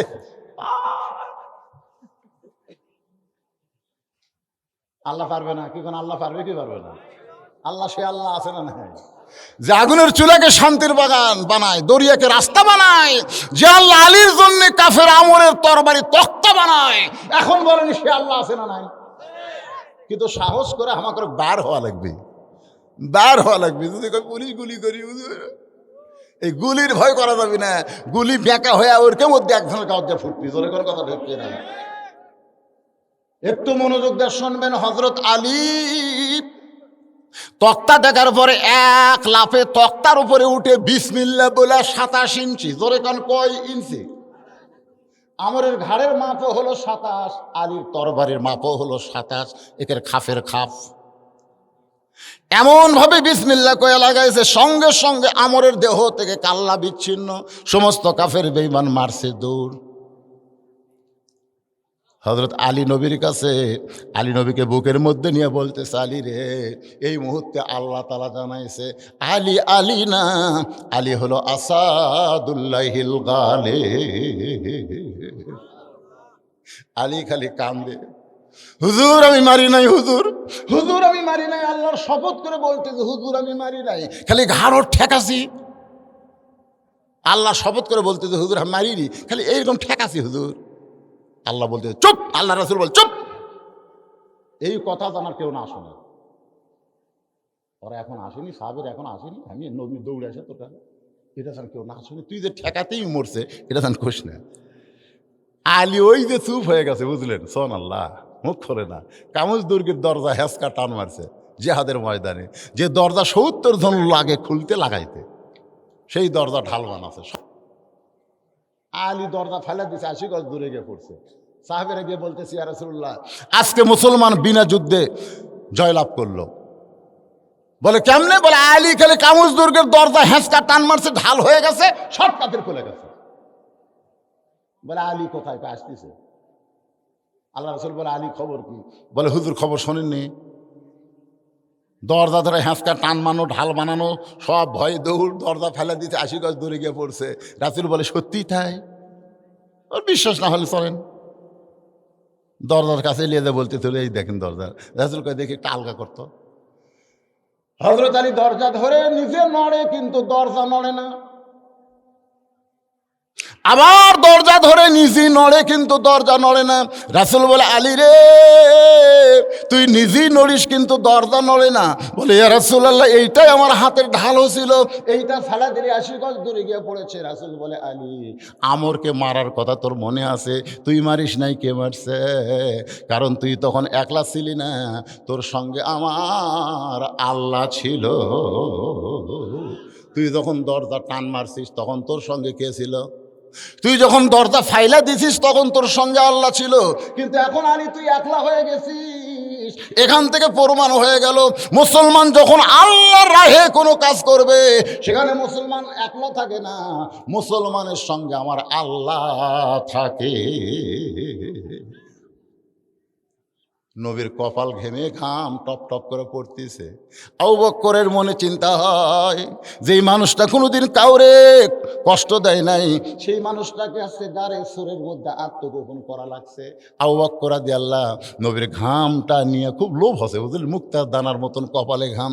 ওই ঘামটা নিয়ে নিজের চেহারার মধ্যে যেই মাত্র মালিশ করছে, সঙ্গে সঙ্গে লক্ষ্য করে দেখে ওই ঘামের আলোতে গাড়ে সুর আলোকিত হয়ে গেছে। ওই আলো অবস্থায় দেখতে পায় গর্তের কোনায় একটা ছোট্ট ছিদ্র দেখতে পাই। ওই ছিদ্র দেখি আবু বকর চিন্তা করে, এই ছিদ্র দিয়ে কিছু বের হয়ে যদি আমার নবীরে কামড়ায়। গর্তের মধ্যে আছে দুইজন, কিন্তু নবীর মধ্যে নিজকে বিলীন করে দিয়ে বলতেছে, কিছু বের হয়ে যদি আমার নবীকে কামড়ায়। বাম পাখানা গর্তের মুখে লাগাই দেয়। সঙ্গে সঙ্গে আল্লাহ তাআলা কোরআনে আয়াত নাজিল করে, আল্লাযী খলাকাল মাউতা ওয়াল হায়াতা লিয়াবলুয়াকুম আইয়ুকুম আহসানু আমালান ওয়া হুয়াল আজিজুল গফুর। আল্লাহ বলতেছে, আজকে উত্তম আমলের পরীক্ষা হবে। এই সাপ যা, যা যে 5 ছিদ্রের মুখে দিয়ে আছে, ওই পাওয়াতে একটা কামড় দে। আল্লাহর হুকুমে বিষাক্ত সাপ আবু বকরের পায়ের তালুতে কামড় দেয়। সঙ্গে সঙ্গে কারেন্টের মতো বিষটা হযরত আবু বকরের কলিজায়। আবু বকর কান্দে আর বলে, সাপরে, তুই আমাকে কামড় দিলি, তুই মনে করছিস বিষের যন্ত্রণায় আমি পা টান দেব? সাপরে, আমার নবী উরাতের উপরে ঘুম পাড়তেছে, আমি নড়বো না, পাও টান দিব না। সাপটা আবার কামড় মারে। কিতাবের মধ্যে আছে 5বার সাপটা কামড় মারলে গোটা দেহ থরথর করে কাঁপতেছে। অসতর্ক মুহূর্তে এক ফোঁটা পানি নবীর গাল মোবারকে পড়েছে। নবী আমার ঘুম থেকে চেতন পায়, বলা, আবু বকর, বাড়ির কথা মনে করে কাঁদতেছো, বিবি বাচ্চার কথা মনে করে কাঁদতেছো। আবু বকর বলে, ইয়া রাসূলুল্লাহ, ওই ছিদ্রের মুখে কিটা দিছি, বারবার কামড় দেয়। নবী ডাক দিল, আবু বকর, বিষাক্ত সাপের কামড়ে তুমি মরে যাচ্ছ, অথচ আমার ঘুম থেকে ডাক দিলা না।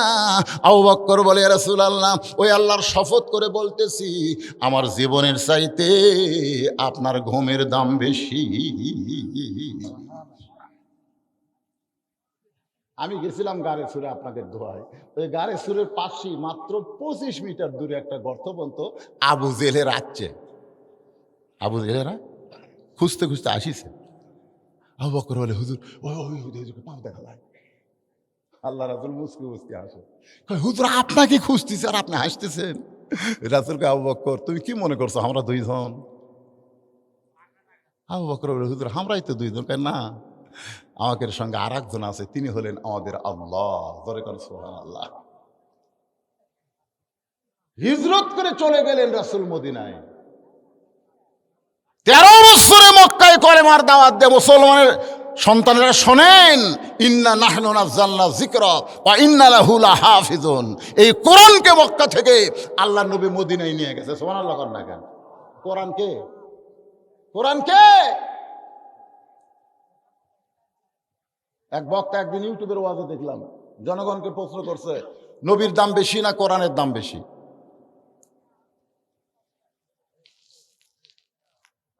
যে সমস্ত শ্রোতারা বলতেছে কোরআনের দাম বেশি। আপনাদেরও ঘাড় প্রশ্ন হলো, আল্লাহর কোরআনের দাম বেশি না আল্লাহর নবীর দাম বেশি? বুঝে আসো না কোন বারে? যারা মুখ বন্ধ করে আছে এরা খুব চালাক। এই সবাই একটু ঝাঁকিয়ে, ছেলেরে, মেসির দাম বেশি না নেইমারের দাম বেশি? হ্যাঁ, আমাদের 5 পেরে একদিন সেই গন্ডগোল, যেদিন ব্রাজিল হেললো বুঝলেন, ব্রাজিলের পতাকা টাঙ্গা ছিল, ছিঁড়ে বুঝছেন, দুই একজন ওটি পেশাব করলো, পেশাব করে আমরা টয়লেট পেপার নেই, ওরা ওই ব্রাজিলের পতাকা দিয়া পেশাব মুছলো। আজকে আমি আপনাদের কাছে জানতে চাচ্ছি বাজান, একটু চিন্তা করে বলেন তো, নবীর দাম বেশি না কোরআনের দাম বেশি? জানেন না? সবচাইতে বড় দলিল হলো বিবেক। আবু বকরের বিবেক ছিল বলে কোরআন গ্রহণ করছে, আর আবু জেহেলের বিবেক ছিল না বলে আল্লাহর কোরআন গ্রহণ করেনি। সবচাইতে বড় আদালতের নাম হলো বিবেক। যেরকম আদালতের নাম কি? সেই বিবেকের আদালতে একটু চিন্তা করে বলেন তো, কার দাম বেশি? হ্যাঁ, নবী যখন দুনিয়া থেকে বিদায় নিছে, কতিপয় সাহাবে এসে মা আয়েশার ঘরের দরজায় বললেন, মা, নবীর সম্পর্কে আমরা একটু জানবার চাই। মা আয়েশা বললেন, তোমরা কি আল্লাহর কোরআন পড়ো নাই? বলে, হ্যাঁ, আমরা আল্লাহর কোরআন পড়ি। মা আয়েশা বললেন, আল্লাহর কোরআন যদি তোমরা পড়ে থাকো তাহলে শোনো, আল্লাহর কোরআনও যেমন আল্লাহর নবীও তেমন। কোরআন হলো আল্লাহর ওহী, আর বাস্তবে কোরআন হলো আল্লাহর নবী। জোরে কোন সুবহানাল্লাহ। আল্লাহ কোরআনে বলেছেন, মায়ান্তিকু আনিল হাওয়া ইন হুয়া ইল্লা ওয়াহয়ুন ইউহা। আজকে আমি দুটা প্রশ্ন আপনাদের সামনে করছি। প্রথম প্রশ্ন কি করছে মনে আছে? আপনাকে খালি বলছে জানি না কোন, সেটা কি? সূরা ইখলাস কেন নাম হলো মনে নাই, একজন কইছে মনে আছে। কেবারে মুরব্বীর, এ ভাই, এ ভাই, কি বা আমও তো জানি রে ভাই, ও লোক তো উঠতেছে না, দু একটা মুরব্বী উঠতেছে, এখন মধ্যে একটা যুবক ওঠেনি। খালি যুবকেরা যদি কোরআনের মহব্বতে বসে থাকবার পারে না আজকের আখেরি মোনাজাত পর্যন্ত, আমি বলতেছি তোমাকে বউ লিয়া কোনো টেনশন করা লাগবে না। পেশাব যারা বেশিক্ষণ কন্ট্রোল করে তাদের যৌবনও কন্ট্রোলে থাকে। যেরকম সুবহানাল্লাহ। আর ঘন ঘন ঘন ঘন যারা মারে,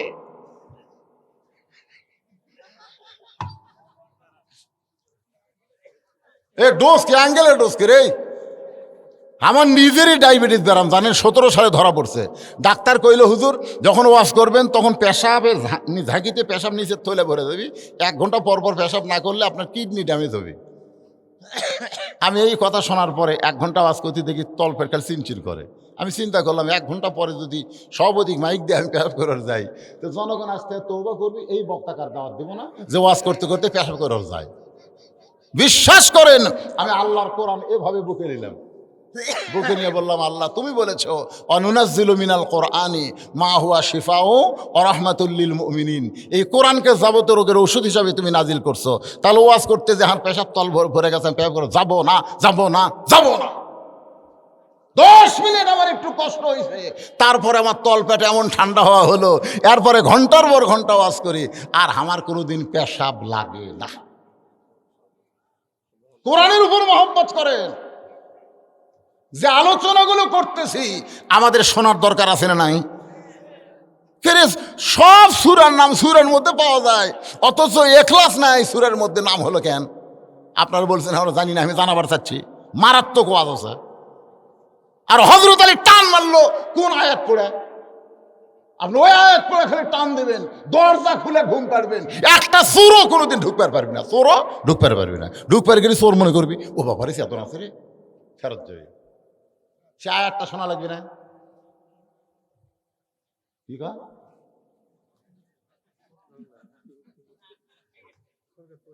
হ্যাঁ, তারপর যে ওয়াজটা করতেছি সে ওয়াজটাও তো শুনতে হবে। এখন পর্যন্ত ওয়াজের বাদান শেষ পর্যায়ে আমি আসতে পারি নাই, তবে আসতে গেলে আরও 10 থেকে 15 মিনিট লাগবে, সমস্যা আছে। তারপরে আপনাকে জন্য তাবারকের ব্যবস্থা আছে। আমাকে বলেছে, হুজুর ছোট্ট গ্রাম, এত গরিব গ্রাম, এলাকার মধ্যে আর নাই, মাত্র কয়জন মানুষ নেই এই গ্রামের বসবাস? কয়জন? 32 ঘর। এটা কি বস্তি এলাকা নাকি? 32 ঘরের একটা গ্রাম এত বড় একটা আয়োজন করছে। সে আয়োজনে তারা শুধু একলা একলা, আপনারা একটু শরিক হবেন।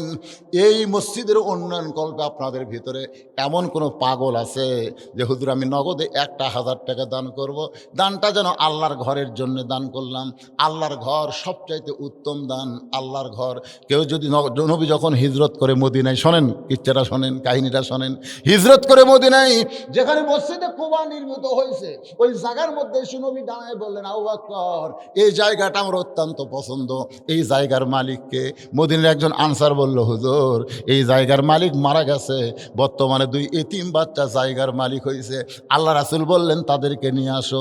2টা এতিম বাচ্চাকে নিয়ে এসে নবী বললেন, বাবা এই জায়গাটা আমার পছন্দ হয়েছে, এই জায়গার বিনিময়ে তোমরা কি চাও?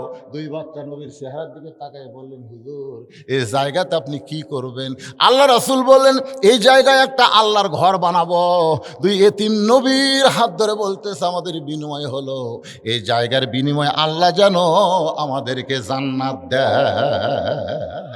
সঙ্গে সঙ্গে 2 এতিমকে নবী বুকের মধ্যে নিয়ে বলে, আলাম ইয়াজিদিকা ইয়াতীমান ফাআওয়া।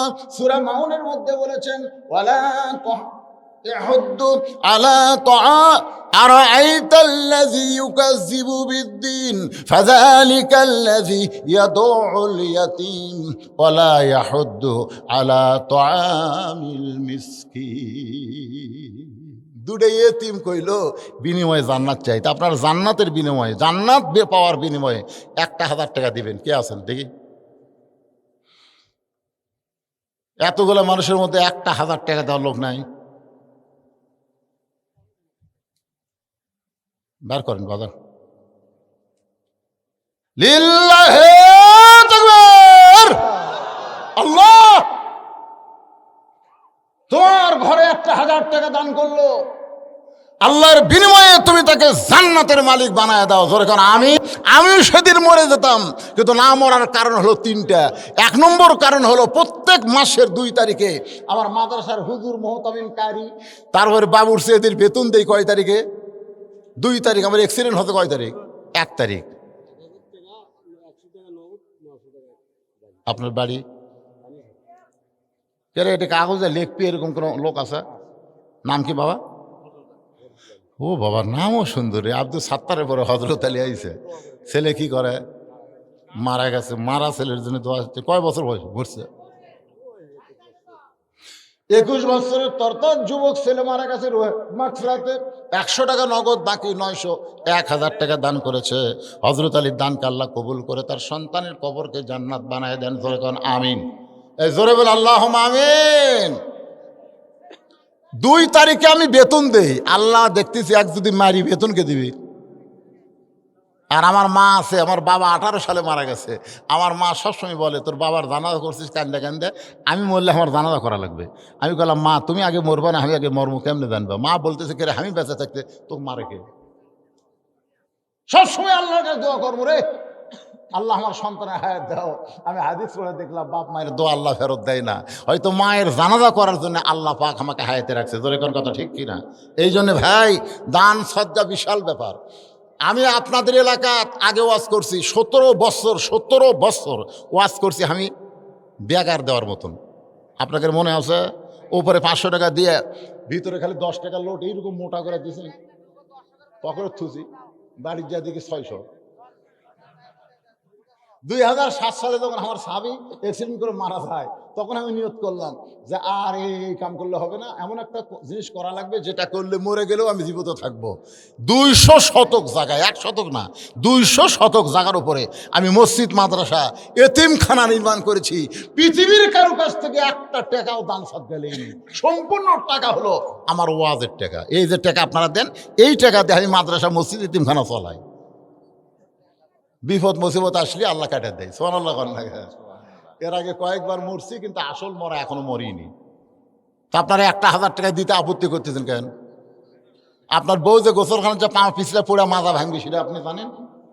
অ্যাম্বুলেন্স করে নিয়ে যেতে খরচ পড়বে 6000, মাজা সারাতে 2.5 লাখ। এত টাকা কুটি পাবেন পারে? 1000 দেন, 1000 টাকা দেন নগদ। যদি না পারেন এরা বাকিও লিখতেছে, অসুবিধা নেই। হাত তোলা বলেন, হুজুর আল্লাহর ঘরের জন্য আমি 1,000 টাকা দান করব। একটু বলেন। দুনিয়ারি সম্পদ। জি, কি নাম বাবা? বাড়ি? এই মান্দাইন চার মাথা মজিবর লেখেন। কুটি লেখলে না কুটি ও লিখতে। মান্দাইনের মজিবর চার মাথা বাড়ি, 1,000 টাকা দান করবে। আল্লাহ দানকে কবুল করেন, নেক নিয়ত নেক আশা পুরা করেন। জোরে কান আমিন। আমার মা বোনেরা যে পর্দার মধ্যে আছেন, আপনার যাবেন মা বোনদের কাছে একটু গামছা নিয়ে যাবেন, রুমাল নিয়ে যাবেন, আমার মা বোনেরা দান করবে।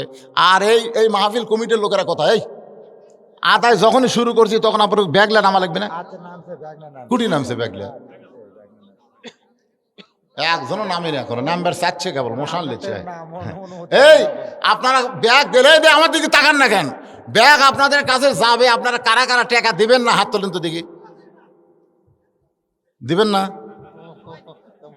দিবেন না? দিবি, আমি দিবি কইনি, কারা কারা দিবেন না? কারা কারা টাকা দিবেন? 10 হোক, 20 হোক, 50 হোক, 100 হোক, একেবারে দিবেন। কারা কারা দিবেন একটা হাত তোলেন তো দেখি, যারা দিবেন। এ হাত তোলেন না, 10 টাকা দিতে পারবেন না? ওটা অত এরকম হাত তুলছে, লিল্লাহে তাকবীর। হাত নামান। আল্লাহ, গরিব গ্রামে তোমার ঘর, সবাই যেন মন ভরা দান করতে পারে। 10 জন আল্লাহর বান্দার কাছে 10,000 টাকা চাইলাম। 10 জন আল্লাহর বান্দার কাছে মাত্র 10,000 টাকা চাইছি। এখানে এমন মানুষ আছে 5,000 দিবে, 10,000 দিবে, আমি তার কাছে চাইনি। তার কাছে আমি চাইনি, আমি চাইছি আপনাদের কাছে। সবে সাহেব তো দিচ্ছেন, মাশাল্লাহ। আল্লাহর কাছে আশা করা যায়। দিছেন? দিছেন না দিবেন? দিছেন আবার দেবো। তো দেন, আর একটা দেন। সহজ সাহেব কই দিছি আবার দেবো, মাশাল্লাহ। দিছে আবার দিবে। শোনেন, দুনিয়ার ব্যাংকে টাকা জমা রাখেন বারবার। কেন? এই জন্য জমা রাখেন, ব্যাংকে যত টাকা রাখবো তত টাকা বাড়বে। আর আজকে যেগুলো দান করতেছেন এইগুলো দুনিয়ার ব্যাংকে জমা করতেছে না, জান্নাতের ব্যাংকে আল্লাহ জমা করতে। জান্নাতের ব্যাংক। বারবার দান করবেন। সবাইকে অনুরোধ করবো, বারবার আপনারা দান করবেন। একটু জিকির করেন, লা ইলাহা ইল্লাল্লাহ, লা ইলাহা ইল্লাল্লাহ, লা ইলাহা ইল্লাল্লাহ, লা ইলাহা। এই যারা বাইরে আছেন ভিতরে আসেন বাবা, সবাই ভিতরে আসেন, আল্লাহর রাস্তা আসেন। বাহিরের কোনো লোককে তাবারক দেওয়া যাবে না। মাহফিল কমিটির পক্ষ থেকে আমি ঘোষণা করলাম, বাহিরের কোনো লোককে তাবারক দেওয়া যাবে। সবাই ধরে কান যাবে। মুরগির তলের ডিমের বাচ্চা হয় রে, বাইরা ডিমের বাচ্চা হয় না। বাইরা ডিম পচে যায়, কাঁচা হয়। এই যে সামিয়ানার তলে যারা তবারক পাবে, তারা দরকারে 1 প্যাকেটের টাকা 2 প্যাকেট করে নিবি, কিন্তু বাইরে যাবি না। এই জন্য ভেতরে আসেন, সবাই ভেতরে আসেন, সবাই আল্লাহর রাস্তায় ভেতরে আসেন। যারা বাইরে গেছেন ভিতরে আসেন, অনেকক্ষণ হলে বসে আছে তো ঠান্ডায় জমে গেছে। লা ইলাহা ইল্লাল্লাহ, লা ইলাহা, লা ইলাহা ইল্লাল্লাহু মুহাম্মাদুর রাসূলুল্লাহ সাল্লাল্লাহু আলাইহি ওয়াসাল্লাম।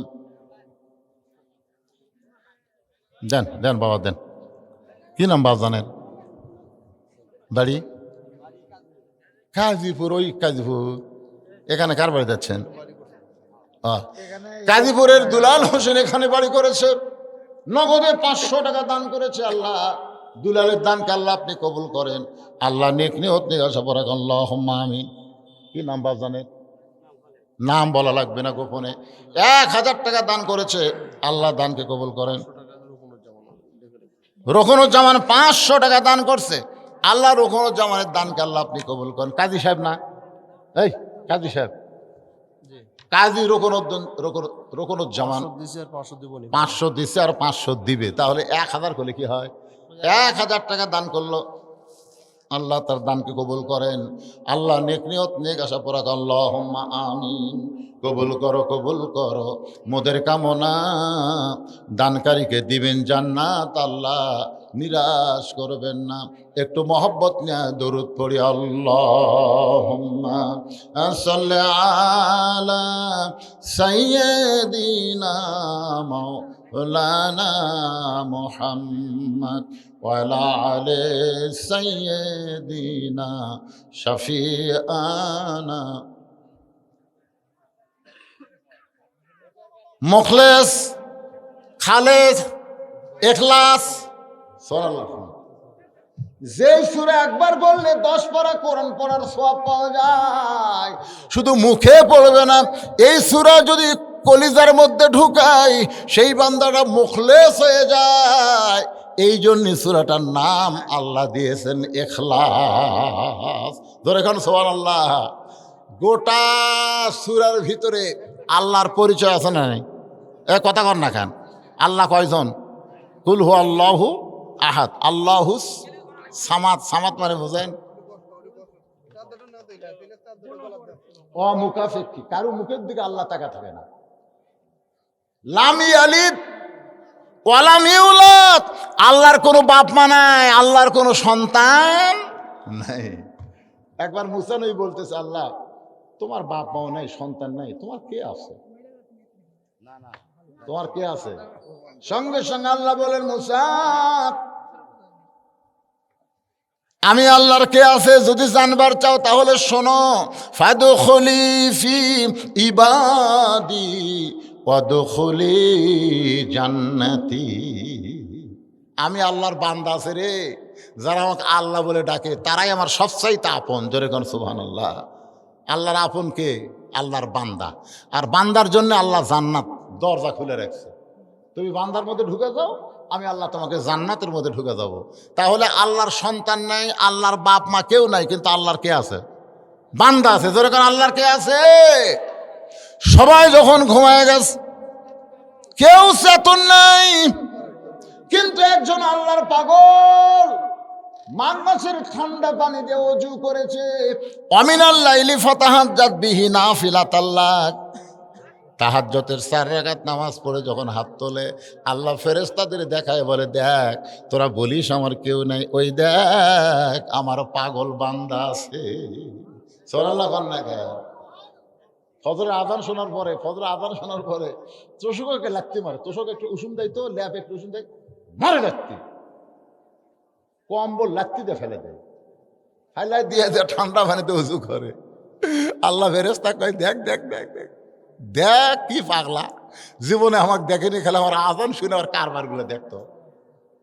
ওযু করে যখন মসজিদ দিকে যায়, তখন আল্লাহ কয়, ফেরেশতা কয়, আল্লাহ এর পুরস্কার কি? এই আযান আসসালাতু খায়রুন মিনান নাম শোনার সাথে সাথে এই সব বাতিল করে দিল। ঘুম বাতিল, ল্যাব বাতিল, তোষক বাতিল, সব বাতিল করে দিয়ে ঠান্ডা পানিতে ওযু করে মসজিদে যায়। এর রেজাল্ট কি? আল্লাহ বলতেছে, যদি বদরের যুদ্ধ থাকতো বাংলাদেশে, এরা বদরের যুদ্ধের সৈনিক হয়ে যেত। সুবহানাল্লাহ। এরাই তো আমার, এরাই আমার। যারা মসজিদে যায় 5 ওয়াক্ত নামাজ পড়ে, এরা কার? এই জন্য আল্লাহ রাসূল রাগ করে বলছে, লা সালাত আলা ঈমান, নামাজ নাই, তার ইমানই নাই রে। এটা কঠিন কথা, কিন্তু বাইনাল আবদি ওয়াল কুফরি তরকুস সালাত, বান্দার কাফের মধ্যে পৃথক করা জিনিসটার নামই হলো নামাজ। আমার মায়েরা বোনেরা যারা পর্দার অন্তরে আছেন, হয়তো মনে মনে ভাবতেছেন, হুজুর আমাদের কোনো ওয়াজই করলো না। মা রে, আপনাদের 1 নম্বর ওয়াজ হলো অকরনা ফি বুয়ুতিকুন্না ওয়ালা তাবাররাজনা তাবাররুজাল জাহিলিয়াতিল উলা। মেয়েরা ঘরের মধ্যে থাকবা, ঘরের বাহির তোমরা হবে না, সবসময় পর্দার মধ্যে থাকতে হবে। যদি বের হও তাহলে পর্দা নিয়ে বের হওয়া লাগবে। সাইদাতুন নিসাই আহলাল জান্নাহ, খাতুনে জান্নাত ফাতেমাতুজ জোহরা গভীর রাত্রে দুনিয়া থেকে বিদায় নিল। বিদায় নেওয়ার পরে, স্বামী বিদায় নেওয়ার আগে স্বামীকে কিন্তু 3টা কথা বলেছিল। 1 নম্বর কথা হলো, রাতের অন্ধকারে আমাকে কবর দেওয়া লাগবে। আমার 2 নম্বর কথা হলো, আমার লাশ কিন্তু খাটনিতে তুলবেন না, কারণ খাটনি কান্দে নেওয়ার মতন 4 জন পুরুষ দুনিয়াতে নাই। আমার কোনো জানাজার ব্যবস্থা করবেন না। হযরত আলী গভীর রাত্রে ফাতেমার দেহ কান্দে করে ওই জান্নাতুল বাকির পূর্ব কোণায় দাফন করার পরে আল্লাহকে বলতেছে, আল্লাহ পর্দানিশি ফাতেমার কবর হয়ে গেল, আমি স্বামী খুশি হয়ে গেছি, তুমি আল্লাহ খুশি হও। এই দোয়া করার সঙ্গে সঙ্গে তাকায় দেখে পুরাতন কবর, নতুন কবর নাই, এইমাত্র ফাতেমার কবর দিল, সেই কবর আর খুঁজে পায় না। গোটা জান্নাতুল বাকি হযরত আলী দৌড়াই, ফাতেমার কবর, ফাতেমার কবর। কে যেন ডাকতে বলে, আলী রে, ফাতেমা আমার পর্দা নিশি, আমি আল্লাহ জোহরা ডিগ্রি দিয়া ফাতেমার কবরকে কিয়ামত পর্যন্ত পর্দা করেছি। আমার মায়েরা যারা পর্দার অন্তরালে, ওই ফাতেমার সিগনেচারে যদি জান্নাতে যাবার চান, তাহলে মাত্র 4টা আমল করবেন মা। 1 নম্বর আমল হলো নামাজ, 2 নম্বর আমল হলো রমজান মাসের রোজা, 3 নম্বর আমল হলো স্বামীর কথা মতো চলা, আর 4 নম্বর আমল হলো পর্দার ভিতরে থাকা, সতীত্বের হেফাজত করা। আমল যদি মেয়েরা করতে পারে, আল্লাহ খুশি হয়ে 8টা জান্নাতের দরজা খুলে দিবে। সুবহানাল্লাহ বলেন না কে? সুবহানাল্লাহ। কে দিছে রে? রাসেল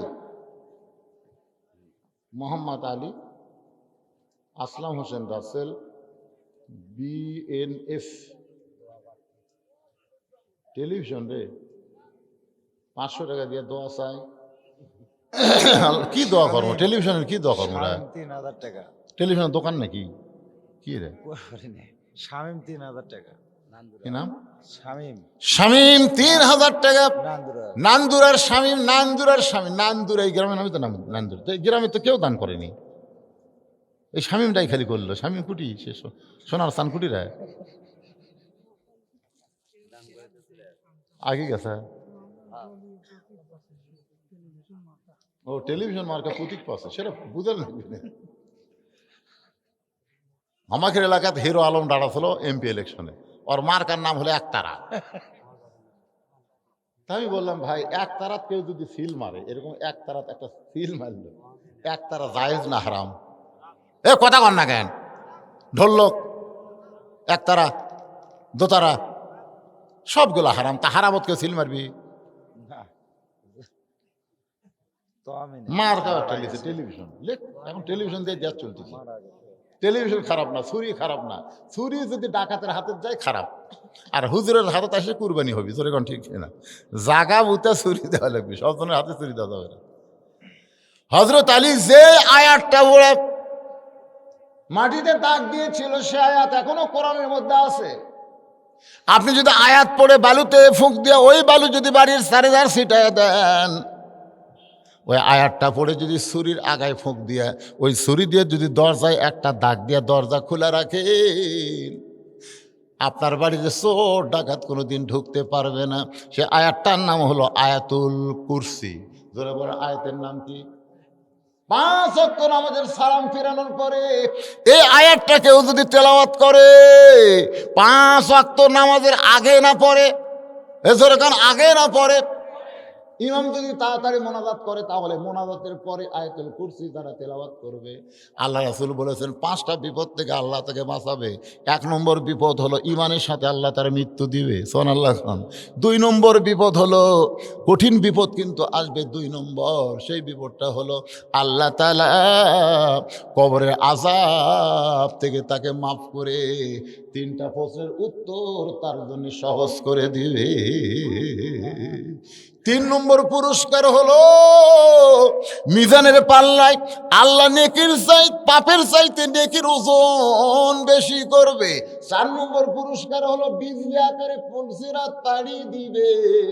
6 নম্বর পুরস্কার হলো সালামুন আলাইকুম তিবতুম ফাদখুলুহা খালিদিন, চিরস্থায়ী আল্লাহ জান্নাতের দরজা খুলে দিবে। তো নামাজের আগে না পরে এই আমলের মাধ্যমে কিন্তু 5 ওয়াক্ত নামাজ পড়াই লাগবে। যেরকম কথা ঠিক না, না পড়ে মাঝে মধ্যে নামাজের পরে কলে বাজান, তাহলে বোঝা গেল নামাজও ধরা লাগতেছে, আয়াতুল কুরসিও মারা লাগতেছে। যেরকম ঠিক ছিল, কত বড় চালাক বারে আল্লাহ রে। হ্যাঁ, নামাজ যদি কেউ ধরে, এই যুবক, এই খালি নামাজ ধরো মা সোনার সানেরা, খালি নামাজ ধরো। ইন্না সালাতা তানহাল ফাহশাই ওয়াল মুনকার, একমাত্র নামাজই পারে মানুষকে যাবতীয় খারাপি থেকে বাঁচায় দিতে। আল্লাহ আমাদের সকলের জন্য কবুল করুক। সকলে বলে আমিন। ফজরের নামাজ আমাদের জামাতের সঙ্গে পড়তে হবে, রাজি আছেন তো? 2-1 কয়, বাদ বাকি কয় না। আল্লাহ সকলের জন্য ফজরের নামাজ জামাতে কবুল করুক, জোরে করে আমিন। আস্তাগফিরুল্লাহ পড়েন, আস্তাগফিরুল্লাহ দেন। তো আমিনে দিছিল 500 টাকা, মারা গেছে। ও তহমিনা মারা গেছে, তার রুহের মাগফিরাতে 500 টাকা দান করেছে, আল্লাহ কবুল করে। নান্দুরা 500 টাকা। আমিন। আমিন। নান্দুরার 500 টাকা দান করছে, আল্লাহ কবুল করেন। কিন্তু বিশাল জিনিস বারে দলিল। ও আচ্ছা আচ্ছা, ঠিক আছে। আমি একটা, পূর্বের নাম ছিল শ্রী গৌতম ঘোষ, বর্তমান নাম হলো মোহাম্মদ ইব্রাহিম। পিতা শ্রী বীরমল চন্দ্র ঘোষ, মাতা মৃত শ্রীমতী অঞ্জলি ঘোষ। সাং হলো শ্যামপুর, পোস্ট হলো পুরানপুর, থানা ও জেলা জয়পুরহাট। পেশা ও ব্যবসা, ব্যবসা, ধর্ম হলো ইসলাম, জাতীয়তা বাংলাদেশি, বয়স অনুমান 50 বছর। এখানে যে কথাটা লেখা আছে, ইনি আগে হিন্দু ছিল, এখন মুসলমান হয়ে গেছে। মুসলমান হওয়ার পরে বহু বিপদ আপদ মুসিবতের মধ্যে সে পড়ে গেছে। ধর্ম তো প্রতিজ্ঞাপূর্বক ঘোষণা করতেছি যে আমি বর্তমানে একজন মুসলমান, পূর্ণ সাবালক এবং সুস্থ পুরুষ। ছোটবেলা হইতে আমি আমার পাড়া প্রতিবেশী মুসলমান বন্ধু বান্ধবের সহিত মেলামেশা করি। ইসলাম ধর্মের বিভিন্ন আচার অনুষ্ঠান অংশগ্রহণ করিয়া আমার নিকট প্রতীয়মান হইতেছে যে ইসলাম ধর্ম শান্তি ও সম্প্রীতির ধর্ম এবং সর্বশ্রেষ্ঠ ধর্ম। সুবহানাল্লাহ বলেন। উনি তখন হিন্দু থাকা অবস্থায় এরকম চিন্তা করছে। ইসলাম ধর্মের বিভিন্ন অনুষ্ঠানে আমি অংশগ্রহণ করিয়া বন্ধু বান্ধবের সহিত মিলামেশা করে আমি ক্রমান্বয়ে ইসলাম ধর্মের প্রতি আকৃষ্ট হয়ে পড়ি। এমত অবস্থায় ইহলৌকিক পারলৌকিক মঙ্গলের জন্য পদ্য সম্পূর্ণ স্বেচ্ছায় সজ্ঞানে আমার জন্মগত সনাতন হিন্দু ধর্ম পরিত্যাগ করিয়া ইসলাম ধর্মের প্রতি বিশ্বাস স্থাপন করে একজন মৌলবীর মাধ্যমে ইসলাম ধর্মের মূল মন্ত্র কালেমা তাইয়্যিবা লা ইলাহা ইল্লাল্লাহু মুহাম্মাদুর রাসূলুল্লাহ সাল্লাল্লাহু আলাইহি ওয়াসাল্লাম পাঠ করে পবিত্র ইসলাম গ্রহণ করিলাম। মানে উনিও মুসলমান হয়ে গেছে, মাশাআল্লাহ। তারপরের পৃষ্ঠায়, পদ্য হইতে আমি ইসলাম ধর্মের বিভিন্ন বিধান অনুশাসন মানিয়া চলিব এবং সমাজ একজন মুসলমান পুরুষ হিসেবে পরিচিত হইব। পদ্য হইতে আমি আমার পুরাতন নাম শ্রী গৌতম ঘোষ পরিবর্তে আমার নাম ইব্রাহিম নামে পরিচিত হইলাম।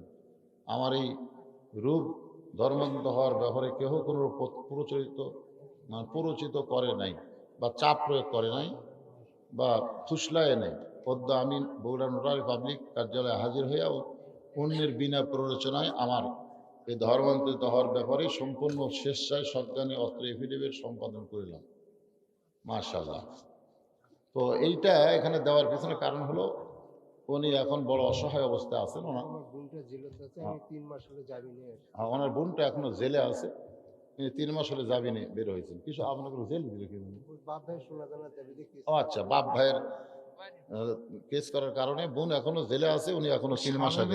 দাদা দাদি মারা গেছে, ওই শামীম আবার 1000 টাকা দিয়েছে। শামীমের দাদা দাদি মারা গেছে, রুহের মাগফিরাতে শামীম আবার 1000 টাকা দান করছে। আল্লাহ দাদা দাদির কবরকে জান্নাতের টুকরা বানায় দেন, সকলে বলে আমিন। আপনি একটু ভিতরে যান, বাধা নাই দেয়। এ ভাই কোথায় গেল? আপনি একটু ভিতরে যান। আপনারা সবাই প্রাণ খুশি করে একজন মুসলিম তাকে আপনার কিছু দান করেন, যে যা পারে, 10, 20, 50, 100 আল্লাহর হস্তে সবাই একটু দান করেন। বা ওনার পক্ষে থেকে কেউ আপনার একজন দাঁড়ান। এতগুলো মানুষের কাছে ওনার একা যাওয়া কষ্টকর হবে। মনির দাতা সদস্য ছিল, মনির 500 টাকা, মনির দাতা সদস্য ছিল, 500 টাকা দান করছে। আল্লাহ তার দানকে কবুল করেন, আল্লাহুম্মা আমিন। দেন সবাই একটু দেন, ভাই দেন, সবাই একটু দেন, আল্লাহর হস্তে দেন। করছি তো।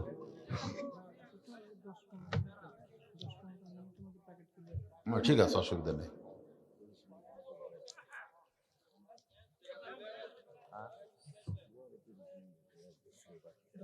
অত লাগবি না, যা আনছো বিসমিল্লাহ করে শুরু করে দাও।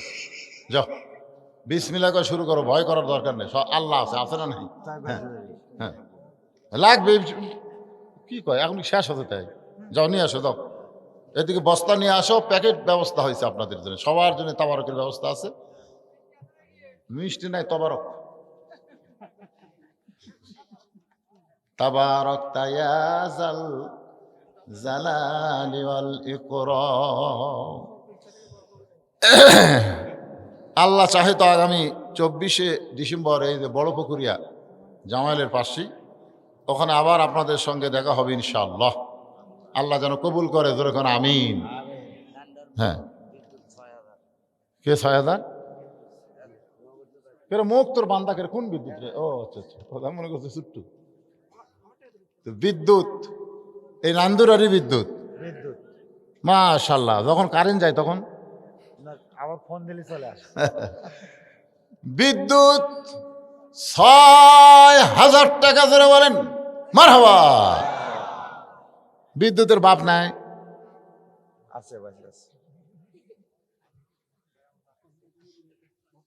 এই মসজিদ কমিটির সভাপতিকে, মসজিদ কমিটির সভাপতি নাই অসুস্থ, তার সুস্থতার জন্য তার ছেলে পেলে এসে তো দোয়া দেওয়া দরকার। মালেক, আব্দুল মালেক কুটিরে, এই সভাপতি সাহেবের ছেলে আব্দুল মালেক এলাকার নাই। সেক্রেটারি কে ভাই? সেক্রেটারি সামাদ আব্দুল সামাদ দেয়নি। আব্দুল সামাদ সাহেব ১,০০০, আলামিন ১,০০০। দেখেন, আলামিন নাম ১,০০০ টাকা দান করছে আল্লাহ। আলামিনের দানকে আল্লাহ আপনি কবুল কর, আল্লাহুম্মা আমিন। আপনারা গ্রামের লোকেরা যদি না দেন, বাইরের লোকেরা তো দানে উৎসাহ কম পাবে। সেক্রেটারি সাহেব আসেন, সভাপতি সাহেব অসুস্থ, তার ছেলেরা তো আছে, একটা দাঁড়ে দেন, দোয়া করে দিই আল্লাহ তাক পুরোপুরি সুস্থতা দান করুক, যেরকম আমিন। সভাপতি সাহেব অসুস্থ। কেশিয়ার সাহেবকে, কেশিয়ারের সহসভাপতি করে ডাকে। সহসভাপতিকে, সহসভাপতি কোরবান কোরবান, এখানে নাম আছে। নাম আছে। সহসভাপতি কোরবান সাহেব পলাশ একটাও নাই। সভাপতি নাই, অসুস্থ। সভাপতির ছেলেরা নাই, সেক্রেটারিও নাই, সহসভাপতিও নাই, কেশিয়ার নেই, কেউ নেই। পোলা আন্দা শেষ, কেশিয়ার তখন আন্দি। সকলে এই যারা দাঁড়াইছেন দরজাত বসেন, বসেন, ইস্তেগফার পড়েন। আস্তাগফিরুল্লাহ, আস্তাগফিরুল্লাহ রাব্বি মিন কুল্লি জামবি ওয়া আতুবু ইলাইহি, লা হাওলা ওয়ালা কুওয়াতা ইল্লা বিল্লাহিল আলিয়্যিল আযীম। আল্লাহুম্মা সাল্লি আলা মুহাম্মাদিন ওয়া আলা আলি মুহাম্মাদ কামা সাল্লাইতা আলা ইব্রাহিম ওয়া আলা আলি ইব্রাহিম ইন্নাকা হামিদুম মাজিদ। আল্লাহুম্মা বারিক আলা মুহাম্মাদ ওয়া আলা আলি মুহাম্মাদ কামা বারাকতা আলা ইব্রাহিম ওয়া আলা আলি ইব্রাহিম ইন্নাকা হামিদুম মাজিদ। আপনি কিছু বলবেন জনগণের উদ্দেশ্যে সভাপতি সাহেব? না, সভাপতির তো কিছু বলার দরকার। না, কিছু বলার দরকার নাই, কে বলেন, দোয়া করে দেন ইনশাআল্লাহ।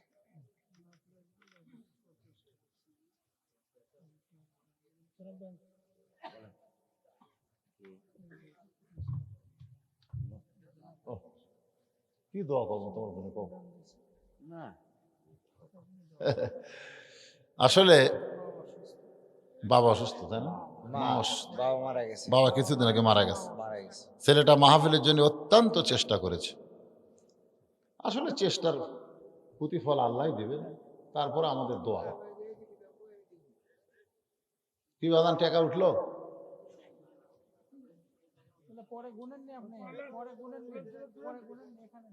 এই সব মিলে এই কয়টাই নাকি?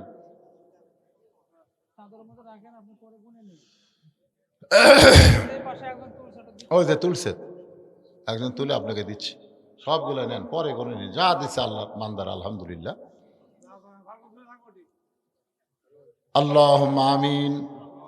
আল্লাহুম্মা আনতাস সালাম ওয়া মিনকাস সালাম, তাবারাকতা ইয়া যাল জালালি ওয়াল ইকরাম। আয় আল্লাহ তাআলা, ছোট্ট একটা গ্রাম নান্দুরা, আল্লাহ সেই গ্রামের বাবাজিরা, আল্লাহ সেই গ্রামের যুবকেরা, সেই গ্রামের লোকেরা মিলেমিশে এত বড় একটা জান্নাতের বাগান লাগাই দিছে আল্লাহ। মেহেরবানি করে আজকের মাহফিল আমাদের সকলের হেদায়েতের জন্যে, নাজাতের জন্যে, জান্নাতের জন্যে কবুল করে না।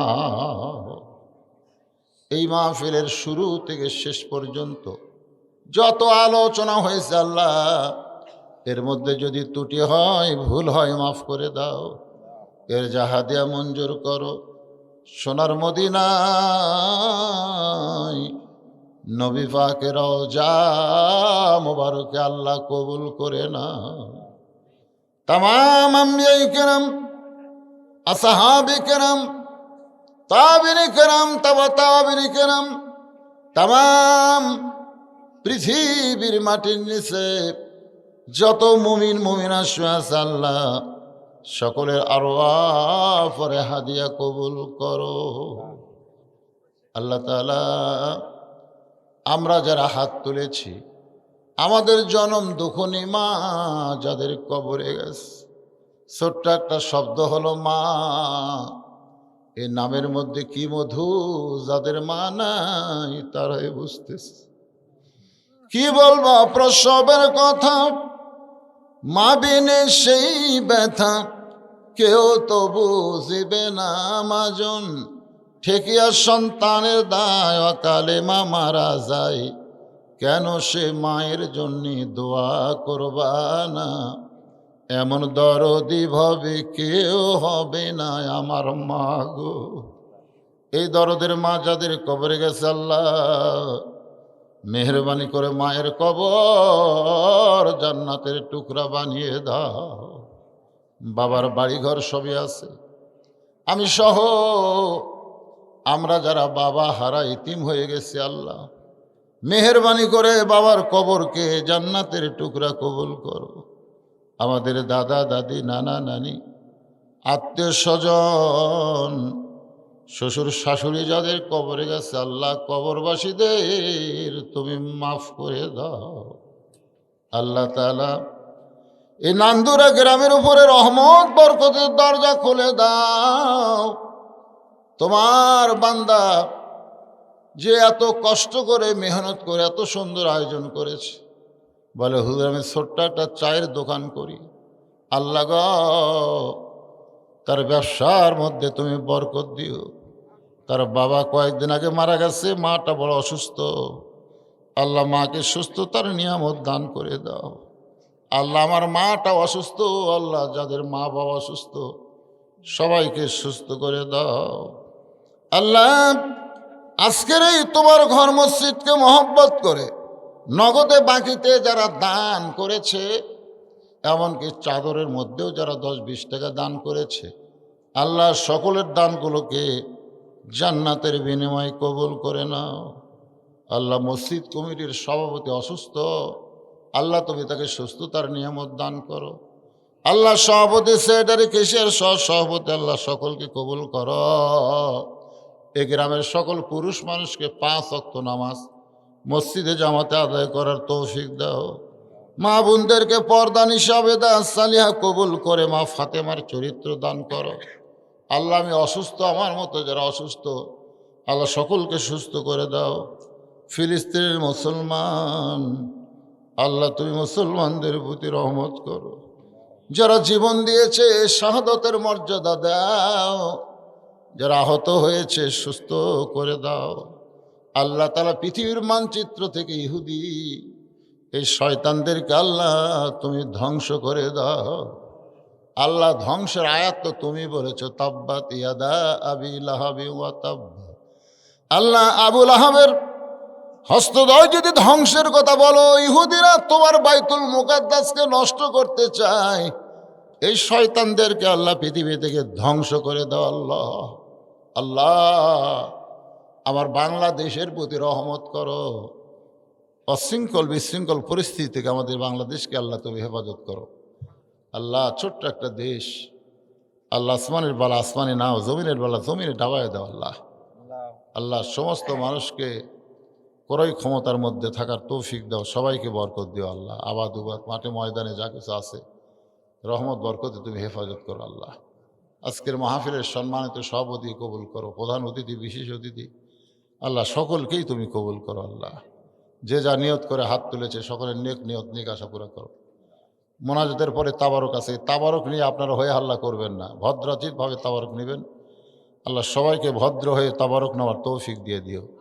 সুবহান রাব্বিকা রাব্বিল ইজ্জাতি আম্মা ইয়াসিফুন ওয়া সালামুন আলাল মুরসালিন আলহামদুলিল্লাহি রাব্বিল আলামিন। ওয়াজাল আখিরাতি কালিমাতুনা ইনদাল মাউত লা ইলাহা ইল্লাল্লাহু মুহাম্মাদুর রাসূলুল্লাহ সাল্লাল্লাহু আলাইহি ওয়াসাল্লাম। সবাই লাইন হয়ে বসেন, সবাই লাইন হয়ে বসেন, তাবারক দিবে আপনাদের।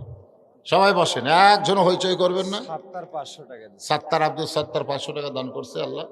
আব্দুল সাত্তারের দানকে কবুল করেন।